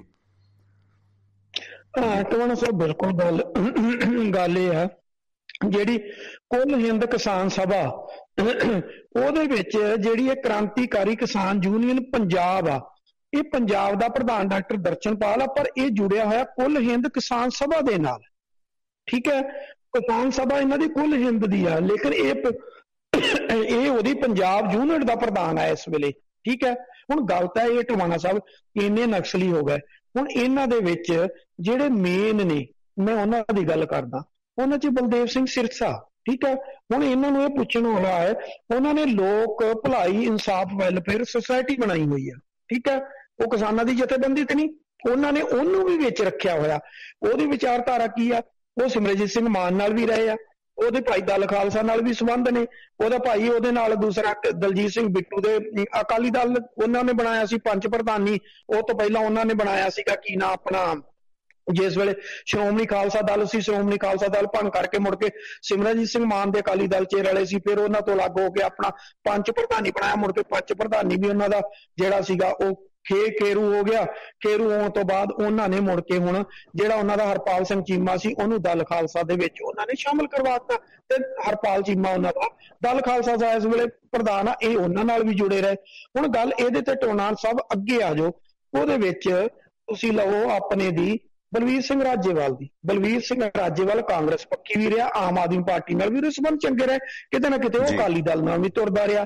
ਉਹਦੇ ਬਾਅਦ ਤੁਸੀਂ ਲੈ ਲਓ ਮਨਜੀਤ ਆਪਣੇ ਨੂੰ, ਹਰਮੀਤ ਸਿੰਘ ਕਾਦੀਆਂ ਨੂੰ, ਉਹਦਾ ਫਾਦਰ ਜਿਹੜਾ ਸੀ ਮਨਜੀਤ ਸਿੰਘ ਕਾਦੀਆਂ, ਉਹ ਅਜਮੇਰ ਸਿੰਘ ਲੱਖੋਵਾਲ ਦੇ ਨਾਲ ਰਿਹਾ, ਤੇ ਅਜਮੇਰ ਸਿੰਘ ਲੱਖੋਵਾਲ ਅਕਾਲੀ ਦਲ ਨਾਲ ਖੜਦਾ ਸੀ। ਲੇਕਿਨ ਜਦੋਂ 2016 ਦਾ ਐਂਡ ਸੀ, 17 ਦੀ ਸਟਾਰਟਿੰਗ ਸੀ, ਉਸ ਵੇਲੇ ਜਿਹੜਾ ਹਰਮੀਤ ਕਾਦੀਆਂ ਸੀ, ਇਹ ਲੱਖੋਵਾਲ ਤੋਂ ਅਲੱਗ ਹੋਇਆ। ਅਲੱਗ ਹੋ ਕੇ ਇਹਨੇ ਆਮ ਆਦਮੀ ਪਾਰਟੀ ਤੇ ਕਾਂਗਰਸ ਦੋਵਾਂ ਦੀ ਸਪੋਰਟ ਕੀਤੀ ਸੀ। ਠੀਕ ਹੈ, ਕਿ ਉਹਨਾਂ ਨੂੰ ਉਹਨਾਂ ਦਾ ਪੱਖੀ ਗਿਣ ਦੋਗੇ। ਇਹਦੇ ਬਾਅਦ ਤੁਸੀਂ ਅੱਜ ਜਗਜੀਤ ਸਿੰਘ ਡੱਲੇਵਾਲ ਵਾ, ਜਗਜੀਤ ਸਿੰਘ ਡੱਲੇਵਾਲ ਆ, ਉਹ ਠੀਕ ਆ ਨਾ, ਉਹ ਕਾਂਗਰਸ ਵੱਲ ਗਿਆ ਨਾ ਅਕਾਲੀਆਂ ਵੱਲ ਗਿਆ, ਕਿਸੇ ਵੱਲ ਨਹੀਂ ਗਿਆ, ਪਰ ਉਹ ਗੁਰਸਿੱਖ ਪਰਿਵਾਰ ਚੋਂ ਆ, ਉਹਦਾ ਪਰਿਵਾਰ ਸਾਰਾ ਗੁਰਸਿੱਖ ਆ।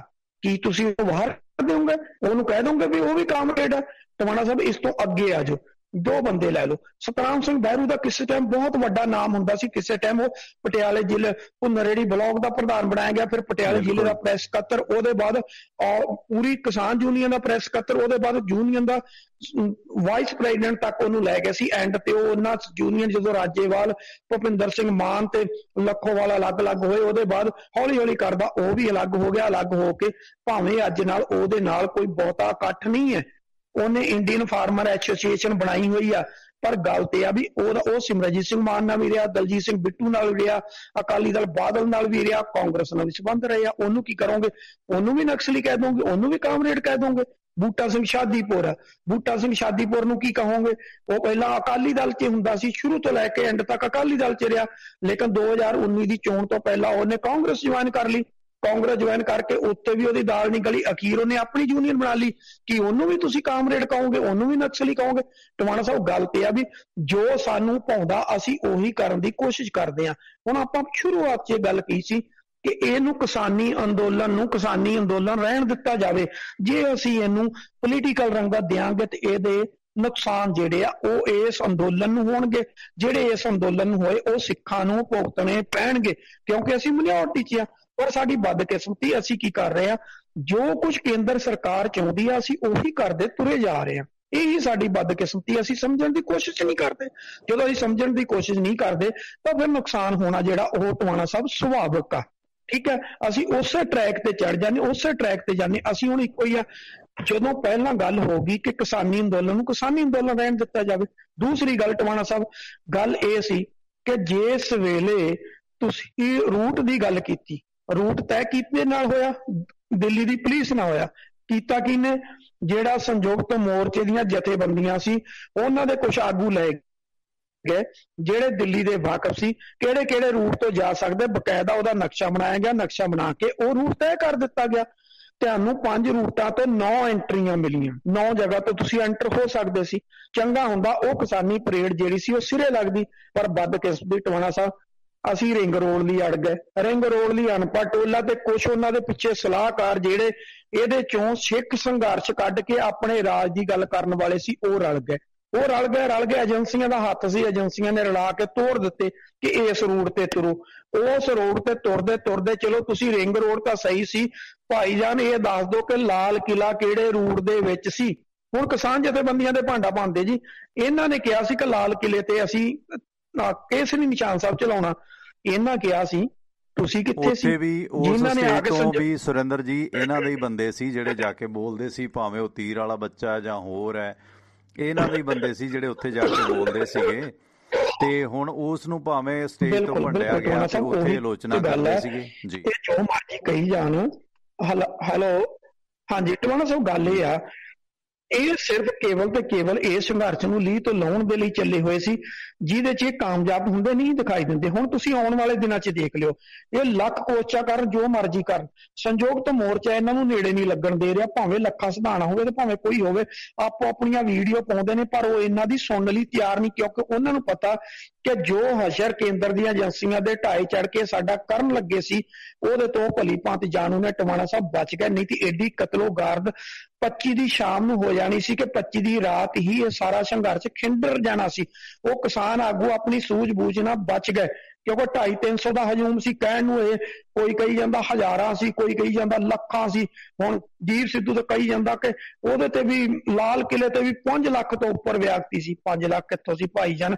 ਜਦੋਂ ਤੁਸੀਂ ਸੰਯੁਕਤ ਮੋਰਚੇ ਦੀ ਸਟੇਜ ਤੋਂ ਆਏ ਹੋ, ਆਪ ਪਿੱਛੇ ਬੈਠੇ ਰਹੇ ਹੋ, 200-300 ਮੁੰਡਾ ਭੜਕਾ ਕੇ ਤੁਸੀਂ ਸਟੇਜ ਤੇ ਪਹੁੰਚਾਤਾ। ਉਹ ਕਿਸੇ ਨੂੰ ਪਤਾ ਨਹੀਂ ਕੀ ਕੁਛ ਹੋਇਆ।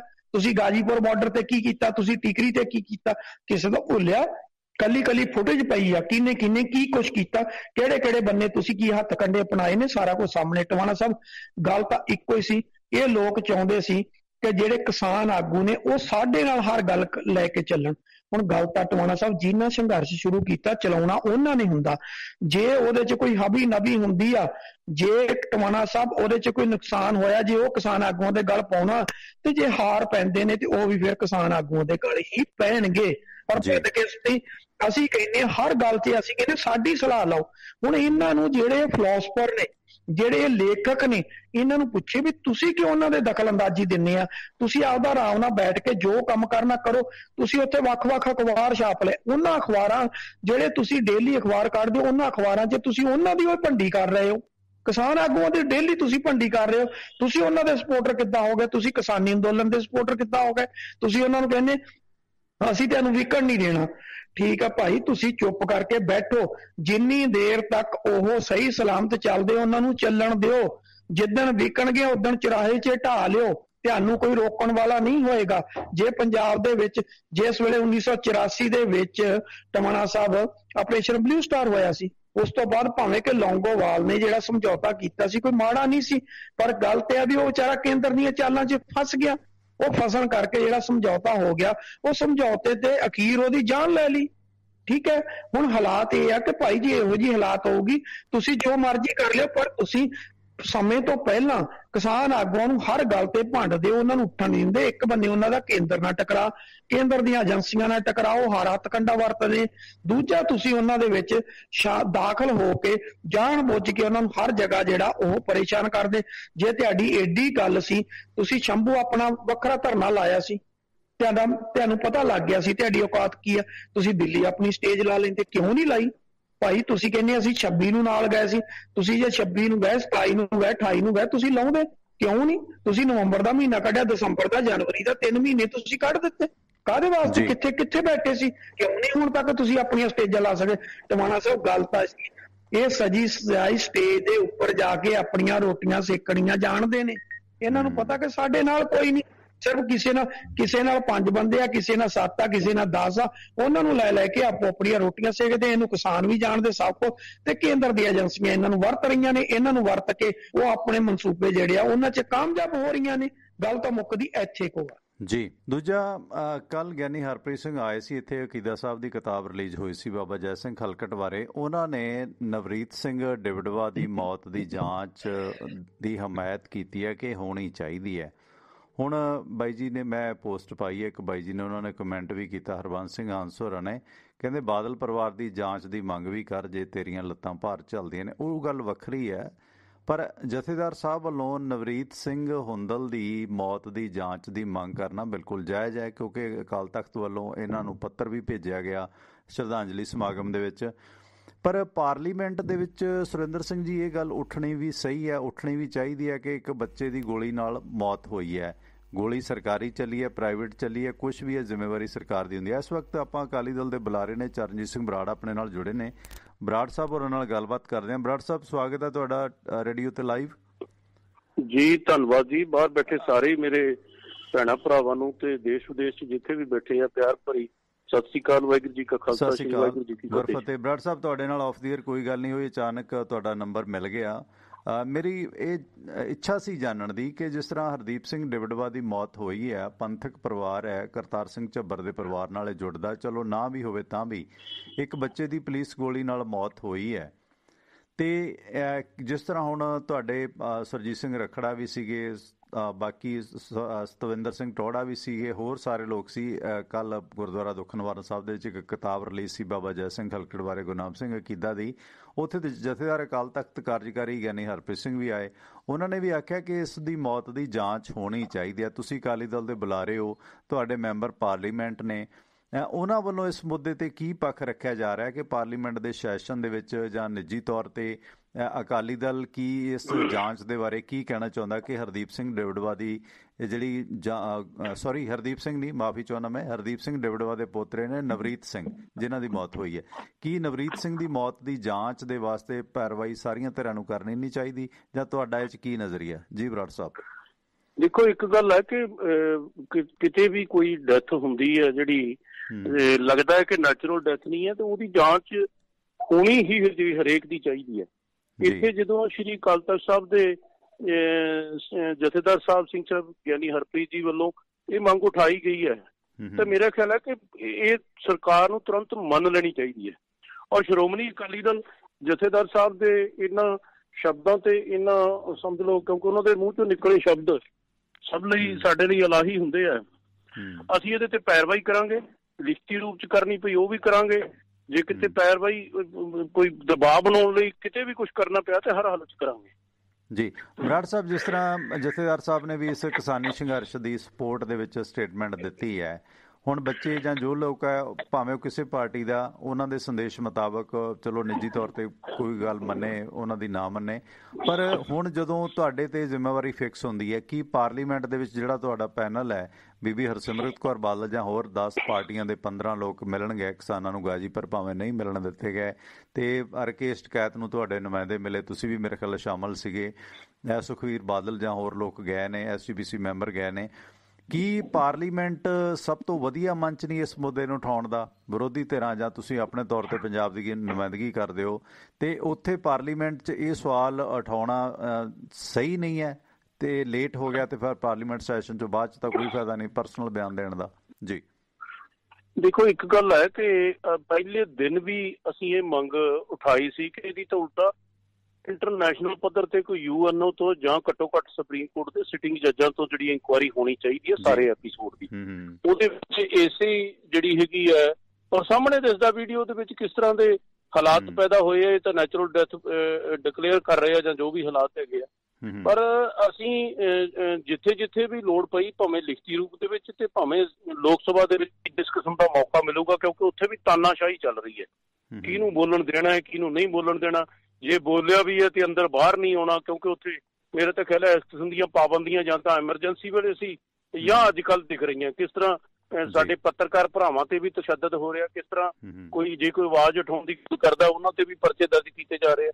ਇਸ ਕਰਕੇ ਮੈਂ ਬੇਨਤੀ ਇਸ ਗੱਲ ਦੀ ਕਰਾਂ ਕਿ ਪਰਮਾਤਮਾ ਤੋਂ ਡਰ ਕੇ ਕਹਿੰਦੇ ਆ ਕਿ ਹਰ ਹਾਲਤ ਦੇ ਵਿੱਚ ਇਸ ਕੇਸ ਨੂੰ ਅਸੀਂ ਕੋਸ਼ਿਸ਼ ਕਰਾਂਗੇ ਕਿ ਤਹਿ ਤੀਕਰ ਲੈ ਕੇ ਜਾਈਏ, ਪਰਮਾਤਮਾ ਤੇ ਲੋਕ ਸਾਥ ਦੇ। ਜੀ ਅੱਛਾ, ਜਾਂਦੇ ਜਾਂਦੇ ਜਿਸ ਤਰ੍ਹਾਂ ਮੇਰੇ ਖਿਆਲ ਬਹੁਤ ਗਲਤ ਮੌਕਾ ਹੈ, ਨਗਰ ਨਿਗਮ ਚੋਣਾਂ ਟਾਲੀਆਂ ਜਾ ਸਕਦੀਆਂ ਸੀ ਵਿਧਾਨਕ ਤੌਰ ਤੇ। ਇੱਕ ਪਾਸੇ ਕਿਸਾਨ ਅੰਦੋਲਨ ਹੈ, ਸਾਰਾ ਪੰਜਾਬ ਉੱਥੇ ਲੜ ਰਿਹਾ ਤੇ ਇੱਧਰ ਆਪਸ 'ਚ ਪਾਰਟੀਆਂ ਦੀ ਲੜਾਈ ਹੋ ਰਹੀ ਹੈ, ਤੁਹਾਡੇ ਬੰਦੇ ਵੀ ਜ਼ਖਮੀ ਨੇ, ਦੂਜੇ ਪਾਸੇ ਵੀ ਪਰਚੇ ਨੇ, ਕ੍ਰਾਸ ਪਰਚੇ, ਜਾਣੀ ਕਿ એનર્ਜੀ ਵੇਸਟ ਹੋ ਰਹੀ ਹੈ। ਕੀ ਇਹ ਸਰਕਾਰ ਜਿਹੜੀ ਪੰਜਾਬ ਸਰਕਾਰ ਦੇ ਅੰਡਰ ਹੁੰਦੀਆਂ ਇਹ ਚੋਣਾਂ, ਜਾਂ ਇਹ ਪ੍ਰੋਟੋਕੋਲ ਹੀ ਸੀ ਕਿ ਕਪਤਾਨ ਸਾਹਿਬ ਲੇਟ ਹੀ ਨਹੀਂ ਸੀ ਕਰ ਸਕਦੇ, ਗਾਂਹ ਕਰ ਲੈਂਦੇ ਅਪ੍ਰੈਲ ਮਾਰਚ 'ਚ? ਹੁਣ એનર્ਜੀ ਸਾਰੀ ਜਿਹੜੀ ਬਾਰਡਰ ਤੇ ਲੱਗਣੀ ਸੀ ਉਹ ਇੱਥੇ ਲੱਗ ਰਹੀ ਹੈ, ਜਾਂ ਇਹਨਾਂ ਚੋਣਾਂ ਨੂੰ ਲੈ ਕੇ ਤੁਹਾਡਾ ਕੀ ਨਜ਼ਰੀਆ ਹੈ ਜੋ ਨਿਗਮ ਚੋਣਾਂ ਹੋ ਰਹੀਆਂ? ਦੇਖੋ ਦੋ ਗੱਲਾਂ ਹੈ। ਸਭ ਤੋਂ ਪਹਿਲਾਂ ਤਾਂ ਮੈਂ ਤਾਂ ਇਹ ਕਹੂੰਗਾ ਸੈਂਟਰ ਦੇ ਇਸ਼ਾਰੇ ਤੇ ਚੋਣਾਂ ਕਰਵਾਈਆਂ ਜਾ ਰਹੀਆਂ, ਔਰ ਕਾਂਗਰਸ ਪਾਰਟੀ ਜਿਹੋ ਜਿਹੀ ਪਤਲੀ ਹਾਲਤ ਹੋਈ ਹੈ ਚੋਣਾਂ ਲੁੱਟਣ ਲਈ ਕਰ ਰਹੀ ਹੈ। ਪਿਛਲੇ 10 ਦਿਨਾਂ ਦਾ ਜੇ ਤੁਸੀਂ ਮਾਹੌਲ ਦੇਖੋ, ਚੈਨਲਾਂ ਤੇ ਟੈਲੀਵਿਜ਼ਨ ਚੈਨਲਾਂ ਤੇ ਰੇਡੀਓ ਤੇ ਅਖਬਾਰਾਂ ਦੇ ਵਿੱਚ ਸਾਰੀ ਜਗ੍ਹਾ ਐਸਾ ਕੜੱਤਣ ਦਾ ਮਾਹੌਲ ਹੈ, ਔਰ ਐਡੇ ਵਾਹਿਯਾਤ ਤਰੀਕੇ ਨਾਲ ਪੋਲੀਟੀਸ਼ੀਅਨ ਜਿਹੜੇ ਆ ਇੱਕ ਦੂਜੇ ਨੂੰ ਮਤਲਬ ਗੰਦੇ ਤੇ ਭੈੜੇ ਤੇ ਗਿਰੇ ਸ਼ਬਦਾਂ ਨਾਲ ਇਲਜ਼ਾਮਾਦੀਆਂ ਕਰ ਰਹੇ ਆ, ਜਿਹਦੇ ਨਾਲ ਸਾਡੇ 'ਚ ਕੜੱਤਣ ਵਧੀ ਹੈ। ਹੋਣਾ ਤਾਂ ਇਹ ਚਾਹੀਦਾ ਸੀ ਕਿ ਸਾਰੇ ਸਿਰ ਜੋੜ ਕੇ ਅਸੀਂ ਹੋਰ ਮੈਜੋਰਟੀ ਦੇ ਵਿੱਚ ਤਕੜੇ ਹੋ ਕੇ ਸੰਘਰਸ਼ ਨੂੰ ਤਕੜਾ ਕਰਦੇ ਤੇ ਮੋਦੀ ਸਰਕਾਰ ਨੂੰ ਝੁਕਣਾ ਪੈਂਦਾ, ਇੱਕ ਗੱਲ। ਪਰ ਮੈਂ ਫਿਰ ਇਲਜ਼ਾਮ ਲਾਉਣਾ ਕਿ ਕੇਂਦਰ ਦੇ ਇਸ਼ਾਰੇ ਤੇ ਕੈਪਟਨ ਅਮਰਿੰਦਰ ਸਿੰਘ ਇਹ ਚੋਣਾਂ ਕਰਵਾ ਰਹੇ ਆ। ਮੈਨੂੰ ਬੜੀ ਆਸ ਦੀ ਕਿਰਨ ਜਾਗੀ ਸੀ ਜਿਸ ਦਿਨ ਸਰਬ ਪਾਰਟੀ ਮੀਟਿੰਗ ਬੁਲਾਈ ਕਿ ਸ਼ਾਇਦ ਅੱਜ ਕੋਈ ਫੈਸਲਾ ਹੋ ਜਾਏਗਾ। ਮੈਂ ਟਿਵਾਣਾ ਸਾਹਿਬ ਕਲੀਅਰ ਕਰ ਦਿਆਂ, ਸੰਵਿਧਾਨਿਕ ਅੜਚਾਂ ਔਕੜਾਂ ਹੁੰਦੀਆਂ ਕਿ 6 ਮਹੀਨੇ 'ਚ ਕਰਾਉਣੀਆਂ, ਪਰ ਜੇ ਐਸੇ ਹਾਲਾਤ ਹੋਣ, ਸਰਕਾਰ ਟਾਲਣਾ ਚਾਹੇ, ਜੇ ਇਕੱਲੇ ਆਪਦੇ ਤੇ ਨਹੀਂ ਲੈਣਾ ਚਾਹੁੰਦੀ ਸੀ ਸਰਬ ਪਾਰਟੀ ਮੀਟਿੰਗ 'ਚ ਮਤਾ ਲਿਆਉਂਦੇ, ਜਿਹੜੇ ਵਿਰੋਧ ਕਰਦੇ ਆਪੇ ਪਤਾ ਲੱਗ ਜਾਂਦਾ। ਇੱਕ ਚਿੱਠੀ ਉਹ ਲਿਖ ਦਿੰਦੇ, ਮਤਲਬ ਬਰਾੜ ਸਾਹਿਬ ਤੁਹਾਡੀ ਗੱਲ ਵਿਚਾਲੇ, ਇੱਕ ਸੱਚੀ ਝੂਠੀ ਚਿੱਠੀ ਲਿਖ ਦਿੰਦੇ ਸੈਂਟਰ ਨੂੰ ਵੀ, ਭਾਈ ਅਸੀਂ ਲੇਟ ਕਰਾਉਣਾ ਚਾਹੁੰਦੇ ਹਾਂ, ਤੁਸੀਂ ਕੀ ਕਹਿਣਾ ਚਾਹੁੰਦੇ ਹੋ, ਹੈ ਨਾ? ਉਹ ਨਹੀਂ, ਇਹਦੇ 'ਚ ਮੈਂ ਇੱਕ ਬੇਨਤੀ ਕਰਾਂ, ਸੈਂਟਰ ਕੋਈ ਦਖਲ ਨਹੀਂ ਦੇ ਸਕਦਾ। ਇਹ ਤਾਂ ਵੈਸੇ ਜਿਹੜੀ ਅੰਦਰ ਖਾਤੇ ਕੈਪਟਨ ਅਮਰਿੰਦਰ ਸਿੰਘ ਦੀ ਉਹਨਾਂ ਨਾਲ ਸਾਂਝ ਹੈ ਨਾ, ਇਹ ਤਾਂ ਉਹਦਾ ਹਿੱਸਾ ਹੈ। ਸੈਂਟਰ ਸਾਡੇ ਤੇ ਕੋਈ ਦਖਲ ਨਹੀਂ ਦੇ ਸਕਦਾ। ਅਸੀਂ ਸਰਬ ਪਾਰਟੀ ਮੀਟਿੰਗ ਬੁਲਾਈ ਸੀ, ਉਹਦੇ 'ਚ ਮਤਾ ਪਾਸ ਕਰ ਲੈਂਦੇ, ਕੈਬਨਿਟ ਬੁਲਾ ਕੇ ਕੈਂਸਲ ਕਰ ਦਿੰਦੇ ਵੀ ਭਾਈ 6 ਮਹੀਨੇ ਬਾਅਦ ਕਰਾਵਾਂਗੇ। ਮੇਰੀ ਬੇਨਤੀ ਸੁਣਿਓ, ਲੋਕਾਂ ਨੂੰ ਕਲੀਅਰ ਹੋ ਜਾਣ ਦਿਓ। ਜੇ 6 ਮਹੀਨੇ 'ਚ ਚੋਣਾਂ ਨਹੀਂ ਹੁੰਦੀਆਂ ਤਾਂ ਵਿਰੋਧੀ ਤਰ੍ਹਾਂ ਕੋਰਟ ਜਾਂਦੀਆਂ, 4-6 ਮਹੀਨੇ ਕੋਰਟ ਲਾ ਦਿੰਦੀ ਹੈ, ਵੱਧ ਤੋਂ ਵੱਧ ਉਹ ਆਰਡਰ ਕਰ ਦਿੰਦੀ ਹੈ। ਇਸ ਕਰਕੇ ਇਹ ਤਾਂ ਜਾਣ ਬੁੱਝ ਕੇ ਕੇਂਦਰ ਦੇ ਇਸ਼ਾਰੇ ਤੇ ਲੋਕਾਂ ਦਾ ਧਿਆਨ ਵੰਡਣ ਲਈ, ਲੀਡਰਸ਼ਿਪ ਨੂੰ ਜੁੱਤੋ ਜੁੱਤੀ ਕਰਾਉਣ ਲਈ ਇਹ ਜਿਹੜੀਆਂ ਚੋਣਾਂ ਕਰਾਈਆਂ ਜਾ ਰਹੀਆਂ, ਔਰ ਬੜਾ ਅਨਫੋਰਚੂਨੇਟ ਹੈ। ਪਰ ਮੈਂ ਸਮਝਦਾ ਕੈਪਟਨ ਅਮਰਿੰਦਰ ਸਿੰਘ ਪੰਜਾਬ ਦੇ ਵਿੱਚ ਭਾਈਚਾਰਕ ਹਿੰਦੂ ਸਿੱਖ ਏਕਤਾ, ਭਾਈਚਾਰਕ ਸਾਂਝ ਜਿਹੜੀ ਹਮੇਸ਼ਾ ਸਰਦਾਰ ਪ੍ਰਕਾਸ਼ ਸਿੰਘ ਬਾਦਲ ਮੁਦਈ ਰਹੇ ਆ, ਉਹਨੂੰ ਲਾਂਬੂ ਲਾਉਣ ਤੇ ਲੱਗੇ ਹੋਏ ਆ ਹਰ ਪਾਸਿਓਂ। ਇਹਨਾਂ ਦੇ MLA ਗੁੰਡੇ ਬਣੇ ਫਿਰਦੇ ਆ, ਕੀ ਸ਼ਬਦ ਬੋਲਦੇ ਆ, ਕਿਸ ਕਿਸਮ ਦੀ ਮੈਂ ਭੱਦੀ ਸ਼ਬਦਾਵਲੀ ਵਰਤਦੇ ਆ, ਕਿਉਂ ਨਹੀਂ ਲਗਾਮ ਪਾਉਂਦੀ ਕਾਂਗਰਸ? ਕੋਈ ਨਹੀਂ। ਅੱਛਾ, ਇੱਕ ਅਖੀਰ 'ਚ ਸਵਾਲ ਹੈ ਕਿ ਜਿਸ ਤਰ੍ਹਾਂ ਕੈਪਟਨ ਸੰਦੀਪ ਸੰਧੂ ਜਿਹੜੇ ਹਾਰ ਗਏ ਸੀ ਤੁਹਾਡੇ ਉਮੀਦਵਾਰ ਤੋਂ, ਇਆਲੀ ਤੋਂ, ਕਪਤਾਨ ਸਾਹਿਬ ਨੇ ਖੁਦ ਕਿਹਾ ਸੀ ਕਿ ਇੱਥੇ ਸੰਦੀਪ ਸੰਧੂ ਨਹੀਂ, ਕੈਪਟਨ ਅਮਰਿੰਦਰ ਸਿੰਘ ਖੜਾ, ਉਹ ਜਿਮਨੀ ਚੋਣ ਉਹ ਹਾਰ ਗਏ ਸੀ। ਕੀ ਉਹ ਕਮਜ਼ੋਰੀ ਹੈ, ਜੇ ਮਤਲਬ ਐਂਟੀ ਇਨਕੰਬੈਂਸੀ ਹੈ, ਜਿਸ ਕਰਕੇ ਇਹਨਾਂ ਚੋਣਾਂ ਨੂੰ ਇਸ ਮੌਕੇ ਤੇ ਲਿਆਂਦਾ ਗਿਆ? ਕਿਉਂਕਿ ਸਾਰਾ ਕੇਡਰ ਜਿਹੜਾ ਬਾਰਡਰ ਤੇ ਹੈ, ਸੰਜੀਦਾ ਲੋਕ ਜਿਹੜੇ ਜ਼ਿਆਦਾ ਰਾਜਸੀ ਨੇ ਉਹੀ ਵੋਟ ਪਾਉਣ ਦੇ ਲਈ ਆਉਣਗੇ। ਕੀ ਉਹ ਜਿਮਨੀ ਚੋਣ ਦੀ ਹਾਰ ਦਾ ਖੌਫ ਹੈ ਕਿ ਇਹਨਾਂ 'ਚ ਵੀ ਹੋ ਸਕਦੀ ਹੈ, ਨਿਗਮ ਚੋਣਾਂ 'ਚ, ਕੌਂਸਲ ਚੋਣਾਂ 'ਚ? ਮੈਂ ਯਾਦ ਕਰਾਵਾਂ ਜੀ, ਨਵੰਬਰ ਦੇ ਵਿੱਚ ਸ਼ਾਇਦ ਕੋਈ ਮੀਟਿੰਗ ਹੋਈ ਸੀ ਕਾਂਗਰਸ ਪਾਰਟੀ ਦੀ, ਜਿਹੜੇ ਸਾਰੇ ਵਿਧਾਨਕਾਰਾਂ ਦੀ, ਨਵੰਬਰ ਸੀ ਜਾਂ ਮਤਲਬ ਇੱਥੇ ਜੇ ਸੀਗੀ, ਤਾਂ ਉਦੋਂ ਸਾਰੇ ਮੀਡੀਆ ਨੇ ਲਿਖਿਆ ਸੀ ਕਿ ਸਾਰੇ MLA ਨੇ ਕਿਹਾ ਵੀ ਜੇ ਤੁਸੀਂ ਐਸੇ 2020 'ਚ ਜਾਂ ਜਨਵਰੀ 2021 ਦੇ ਵਿੱਚ ਇਲੈਕਸ਼ਨ ਕਰਵਾ ਗਏ ਤਾਂ ਕਰਵਾ ਗਏ ਸਾਡੇ ਲਈ, ਵਰਨਾ ਇਹ ਇਲੈਕਸ਼ਨ ਜਿੱਤਣੇ ਜਿਹੜੇ ਆ ਬਹੁਤ ਔਖੇ ਹੋ ਜਾਣਗੇ। ਇਸ ਕਰਕੇ ਇਹ ਹਾਲਾਤ ਸਾਡੇ ਤਾਂ ਜੇ ਅਸੀਂ ਵਿਰੋਧੀ ਧਿਰ ਵਾਲੇ ਬੋਲਾਂਗੇ ਤਾਂ ਲੱਗਦਾ ਕਿ ਇਹ ਤਾਂ ਵਿਰੋਧੀ ਇਲਜ਼ਾਮ ਲਾਉਂਦੇ ਹੀ ਹੁੰਦੇ ਆ। ਇਹਨਾਂ ਦੀ ਪਾਰਟੀ ਦੇ ਖੁਦ MLA ਕਹਿੰਦੇ ਸੀ। ਪਰ ਮੈਂ ਸਮਝਦਾ ਕਿ ਸਾਨੂੰ ਇਹ ਚੋਣਾਂ ਜਾਂ ਕਿਸੇ ਮਿਊਨਿਸਪੈਲਿਟੀ ਤੇ ਕਾਰਪੋਰੇਸ਼ਨ ਤੇ ਕਬਜ਼ਾ ਕਰਨਾ ਇਹ ਕੋਈ ਵੱਡੀ ਗੱਲ ਨਹੀਂ ਸੀ। ਇਸ ਟਾਈਮ ਸਰਕਾਰ ਨਾਲ ਨਹੀਂ ਜੇ ਢਿੱਡ ਭਰਦਾ ਤੇ ਮਿਊਨਿਸਪੈਲਿਟੀਆਂ ਨਾਲ ਕੀ ਭਰ ਜੂਗਾ ਇਹਨਾਂ ਦਾ। ਵੱਡੀ ਗੱਲ ਇਹ ਸੀ ਕਿ ਅੱਜ 190 ਦੇ ਕਰੀਬ, ਮੈਂ ਗਲਤ ਨਾ ਹੋਵਾਂ, ਕੱਲ ਲੋਕ ਸਭਾ 'ਚ ਹੀ ਰਾਜ ਸਭਾ 'ਚ ਹੀ ਭੂੰਦੜ ਸਾਹਿਬ ਨੇ ਅੰਕੜਾ ਕੋਟ ਕੀਤਾ ਹੈ, 190 ਦੇ ਕਰੀਬ ਸਾਡੇ ਜਿਹੜੇ ਕਿਸਾਨ ਆ ਉਹ ਸ਼ਹੀਦ ਹੋ ਚੁੱਕੇ ਆ। ਤੇ ਕੀ ਇਹਨਾਂ ਨੂੰ ਦਰਦ ਨਹੀਂ ਆਉਂਦਾ ਇਸ ਗੱਲ ਦਾ? ਇਹ ਤੁਸੀਂ ਪੂਰਨ ਕਰਜ਼ਾ ਮਾਫੀ ਦੀਆਂ ਗੱਲਾਂ ਕਰਨ ਵਾਲੇ ਉਹਨੇ ਸਰਬ ਪਾਰਟੀ ਮੀਟਿੰਗ 'ਚ ਅਕਾਲੀ ਦਲ ਨੇ ਮਤਾ ਪੇਸ਼ ਕੀਤਾ ਵੀ ਜਿਹੜੇ ਆਹ ਕਿਸਾਨ ਸ਼ਹੀਦ ਹੋ ਗਏ ਇਹਨਾਂ ਦਾ ਕਰਜ਼ਾ ਤਾਂ ਮਾਫ ਕਰ ਦਿਓ। ਹਮ ਹੀ ਭਰੀ ਆ, ਹੁਣ ਉਹਨੂੰ ਐਗਜ਼ੀਕਿਊਟ ਕਰਦੇ ਆ ਕਿ ਨਹੀਂ ਕਰਦੇ ਪਤਾ ਨਹੀਂਗਾ। ਇਸ ਕਰਕੇ ਇਹ ਬਹੁਤ ਗਲਤ ਸਮਾਂ ਚੁਣਿਆ। ਜੇ ਅਸੀਂ ਇਹ ਬਿਆਨ ਦਿੰਦੇ ਸੀ, ਹਾਲਾਂਕਿ ਨਿੱਜੀ ਤੌਰ ਤੇ ਸਾਡੇ ਮੈਂਬਰ ਪਾਰਲੀਮੈਂਟ ਪ੍ਰੇਮ ਸਿੰਘ ਚੰਦੂਮਾਜਰਾ ਸਾਹਿਬ ਨੇ ਵੀ ਚਿੱਠੀ ਲਿਖ ਕੇ ਮੁੱਖ ਮੰਤਰੀ ਨੂੰ ਕਿਹਾ ਕਿ ਸਮਾਂ ਨਹੀਂ ਹੈ। ਜੇ ਅਸੀਂ ਪਾਰਟੀ ਤੌਰ ਤੇ ਵਿਰੋਧ ਕਰਦੇ ਤੇ ਇਹਨਾਂ ਨੇ ਕਹਿਣਾ ਸੀ ਇਹ ਭੱਜ ਗਏ ਹੈ। ਇਸ ਕਰਕੇ ਸਰਕਾਰ ਦੀ ਬਹੁਤ ਦੁਰਦਸ਼ਾ ਹੈ। ਸਰਕਾਰ ਨੇ 4 ਸਾਲਾਂ 'ਚ ਡੱਕਾ ਤੋੜ ਕੇ ਦੂਰਾ ਨਹੀਂ ਕੀਤਾ। 125 ਬੰਦਾ ਇਹਨਾਂ ਦੇ MLA ਦੀਆਂ ਜਾਲੀ ਸ਼ਰਾਬ ਦੀਆਂ ਫੈਕਟਰੀਆਂ 'ਚ ਸ਼ਰਾਬ ਬਣਦੀ ਤੇ ਮਰ ਜਾਣਾ ਤੇ ਕੋਈ ਜਾਂਚ ਤੱਕ ਨਹੀਂ ਹੋਣੀ, ਕੋਈ ਚੱਜ ਦਾ ਬੰਦਾ ਤੱਕ ਨਹੀਂ ਫੜਿਆ ਜਾਣਾ। ਕਿੱਥੋਂ ਤੱਕ ਦੀਆਂ ਗੱਲਾਂ ਕਹੀ ਜਾਂਦੀਆਂ। ਚਲੋ ਪਾਰਲੀਮੈਂਟ 'ਚ ਜ਼ਰੂਰ ਆਪਣੇ ਮੈਂਬਰ ਪਾਰਲੀਮੈਂਟ ਦੇ ਰਾਹੀਂ ਇਹ ਗੱਲ ਕੋਸ਼ਿਸ਼ ਕਰੋ, ਕਿਉਂਕਿ ਨਵਰੀਤ ਸਿੰਘ ਦੀ ਮੌਤ ਦਾ ਸੱਚ ਸਾਹਮਣੇ ਆਉਣਾ ਚਾਹੀਦਾ। ਕੋਈ ਹੋਰ ਨਵਰੀਤ ਇਸ ਰਾਹ ਨਾ ਤੁਰੇ। ਇਸ ਕਰਕੇ ਜਿਹੜੇ ਗੋਲੀ ਮਾਰਨ ਲਈ ਜ਼ਿੰਮੇਵਾਰ ਲੋਕ ਨੇ ਉਹ ਕਟਹਿਰੇ ਦੇ ਵਿੱਚ ਆਉਣ। ਇਹ ਤੁਹਾਨੂੰ ਪਾਰਲੀਮੈਂਟ 'ਚ ਜ਼ਰੂਰ ਮੁੱਦਾ ਅੱਜ ਭਲਕ ਉਠਾਉਣਾ ਚਾਹੀਦਾ। ਬਹੁਤ ਬਹੁਤ ਧੰਨਵਾਦ ਚਰਨਜੀਤ ਸਿੰਘ ਬਰਾੜ ਜੀ। ਜੀ ਬਹੁਤ ਧੰਨਵਾਦ ਜੀ। ਵਾਹਿਗੁਰੂ ਜੀ ਕਾ ਖਾਲਸਾ, ਸ੍ਰੀ ਵਾਹਿਗੁਰੂ ਜੀ ਕੀ ਫਤਿਹ। ਸੋ ਇਹ ਸਨ ਅਕਾਲੀ ਦਲ ਦੇ ਬੁਲਾਰੇ ਚਰਨਜੀਤ ਸਿੰਘ ਬਰਾੜ, ਆਪਣੇ ਨਾਲ ਜੁੜੇ ਸਨ। ਸੁਰਿੰਦਰ ਸਿੰਘ ਜੀ, ਥੋੜਾ ਜਿਮਨੀ ਚੋਣਾਂ ਦੀ ਗੱਲ ਹੋਈ, ਥੋੜਾ ਹੋਰ ਚੋਣਾਂ ਦੀ ਗੱਲ ਹੋਈ, ਥੋੜਾ ਸੋਸ਼ਲ ਸਾਈਟਸ ਵੱਲ ਨੂੰ ਵਧੀਏ। ਮੇਰੀ ਅੱਜ ਸਰਵਣ ਸਿੰਘ ਪੰਧੇਰ ਹੋਰਾਂ ਨਾਲ ਗੱਲਬਾਤ ਹੋਈ ਸੀਗੀ ਕਿ ਜਿਸ ਤਰ੍ਹਾਂ ਰਵੀ ਸਿੰਘ ਖਾਲਸਾ ਕਹਿ ਰਹੇ ਨੇ ਕਿ ਭਾਈ ਲੱਖਾ ਸਿਧਾਣਾ ਤੇ ਇਹਨਾਂ ਦੇ ਵਿੱਚੋਂ ਆਪਾਂ ਇੱਕ ਚੁਣ ਲਈਏ ਜਾਂ ਕੌਣ ਲੀਡਰ ਹੋ ਸਕਦਾ, ਇਸ ਤਰ੍ਹਾਂ ਦੀ ਉਹ ਲੌਬਿੰਗ ਕਰ ਰਹੇ ਨੇ ਬਾਰ-ਬਾਰ।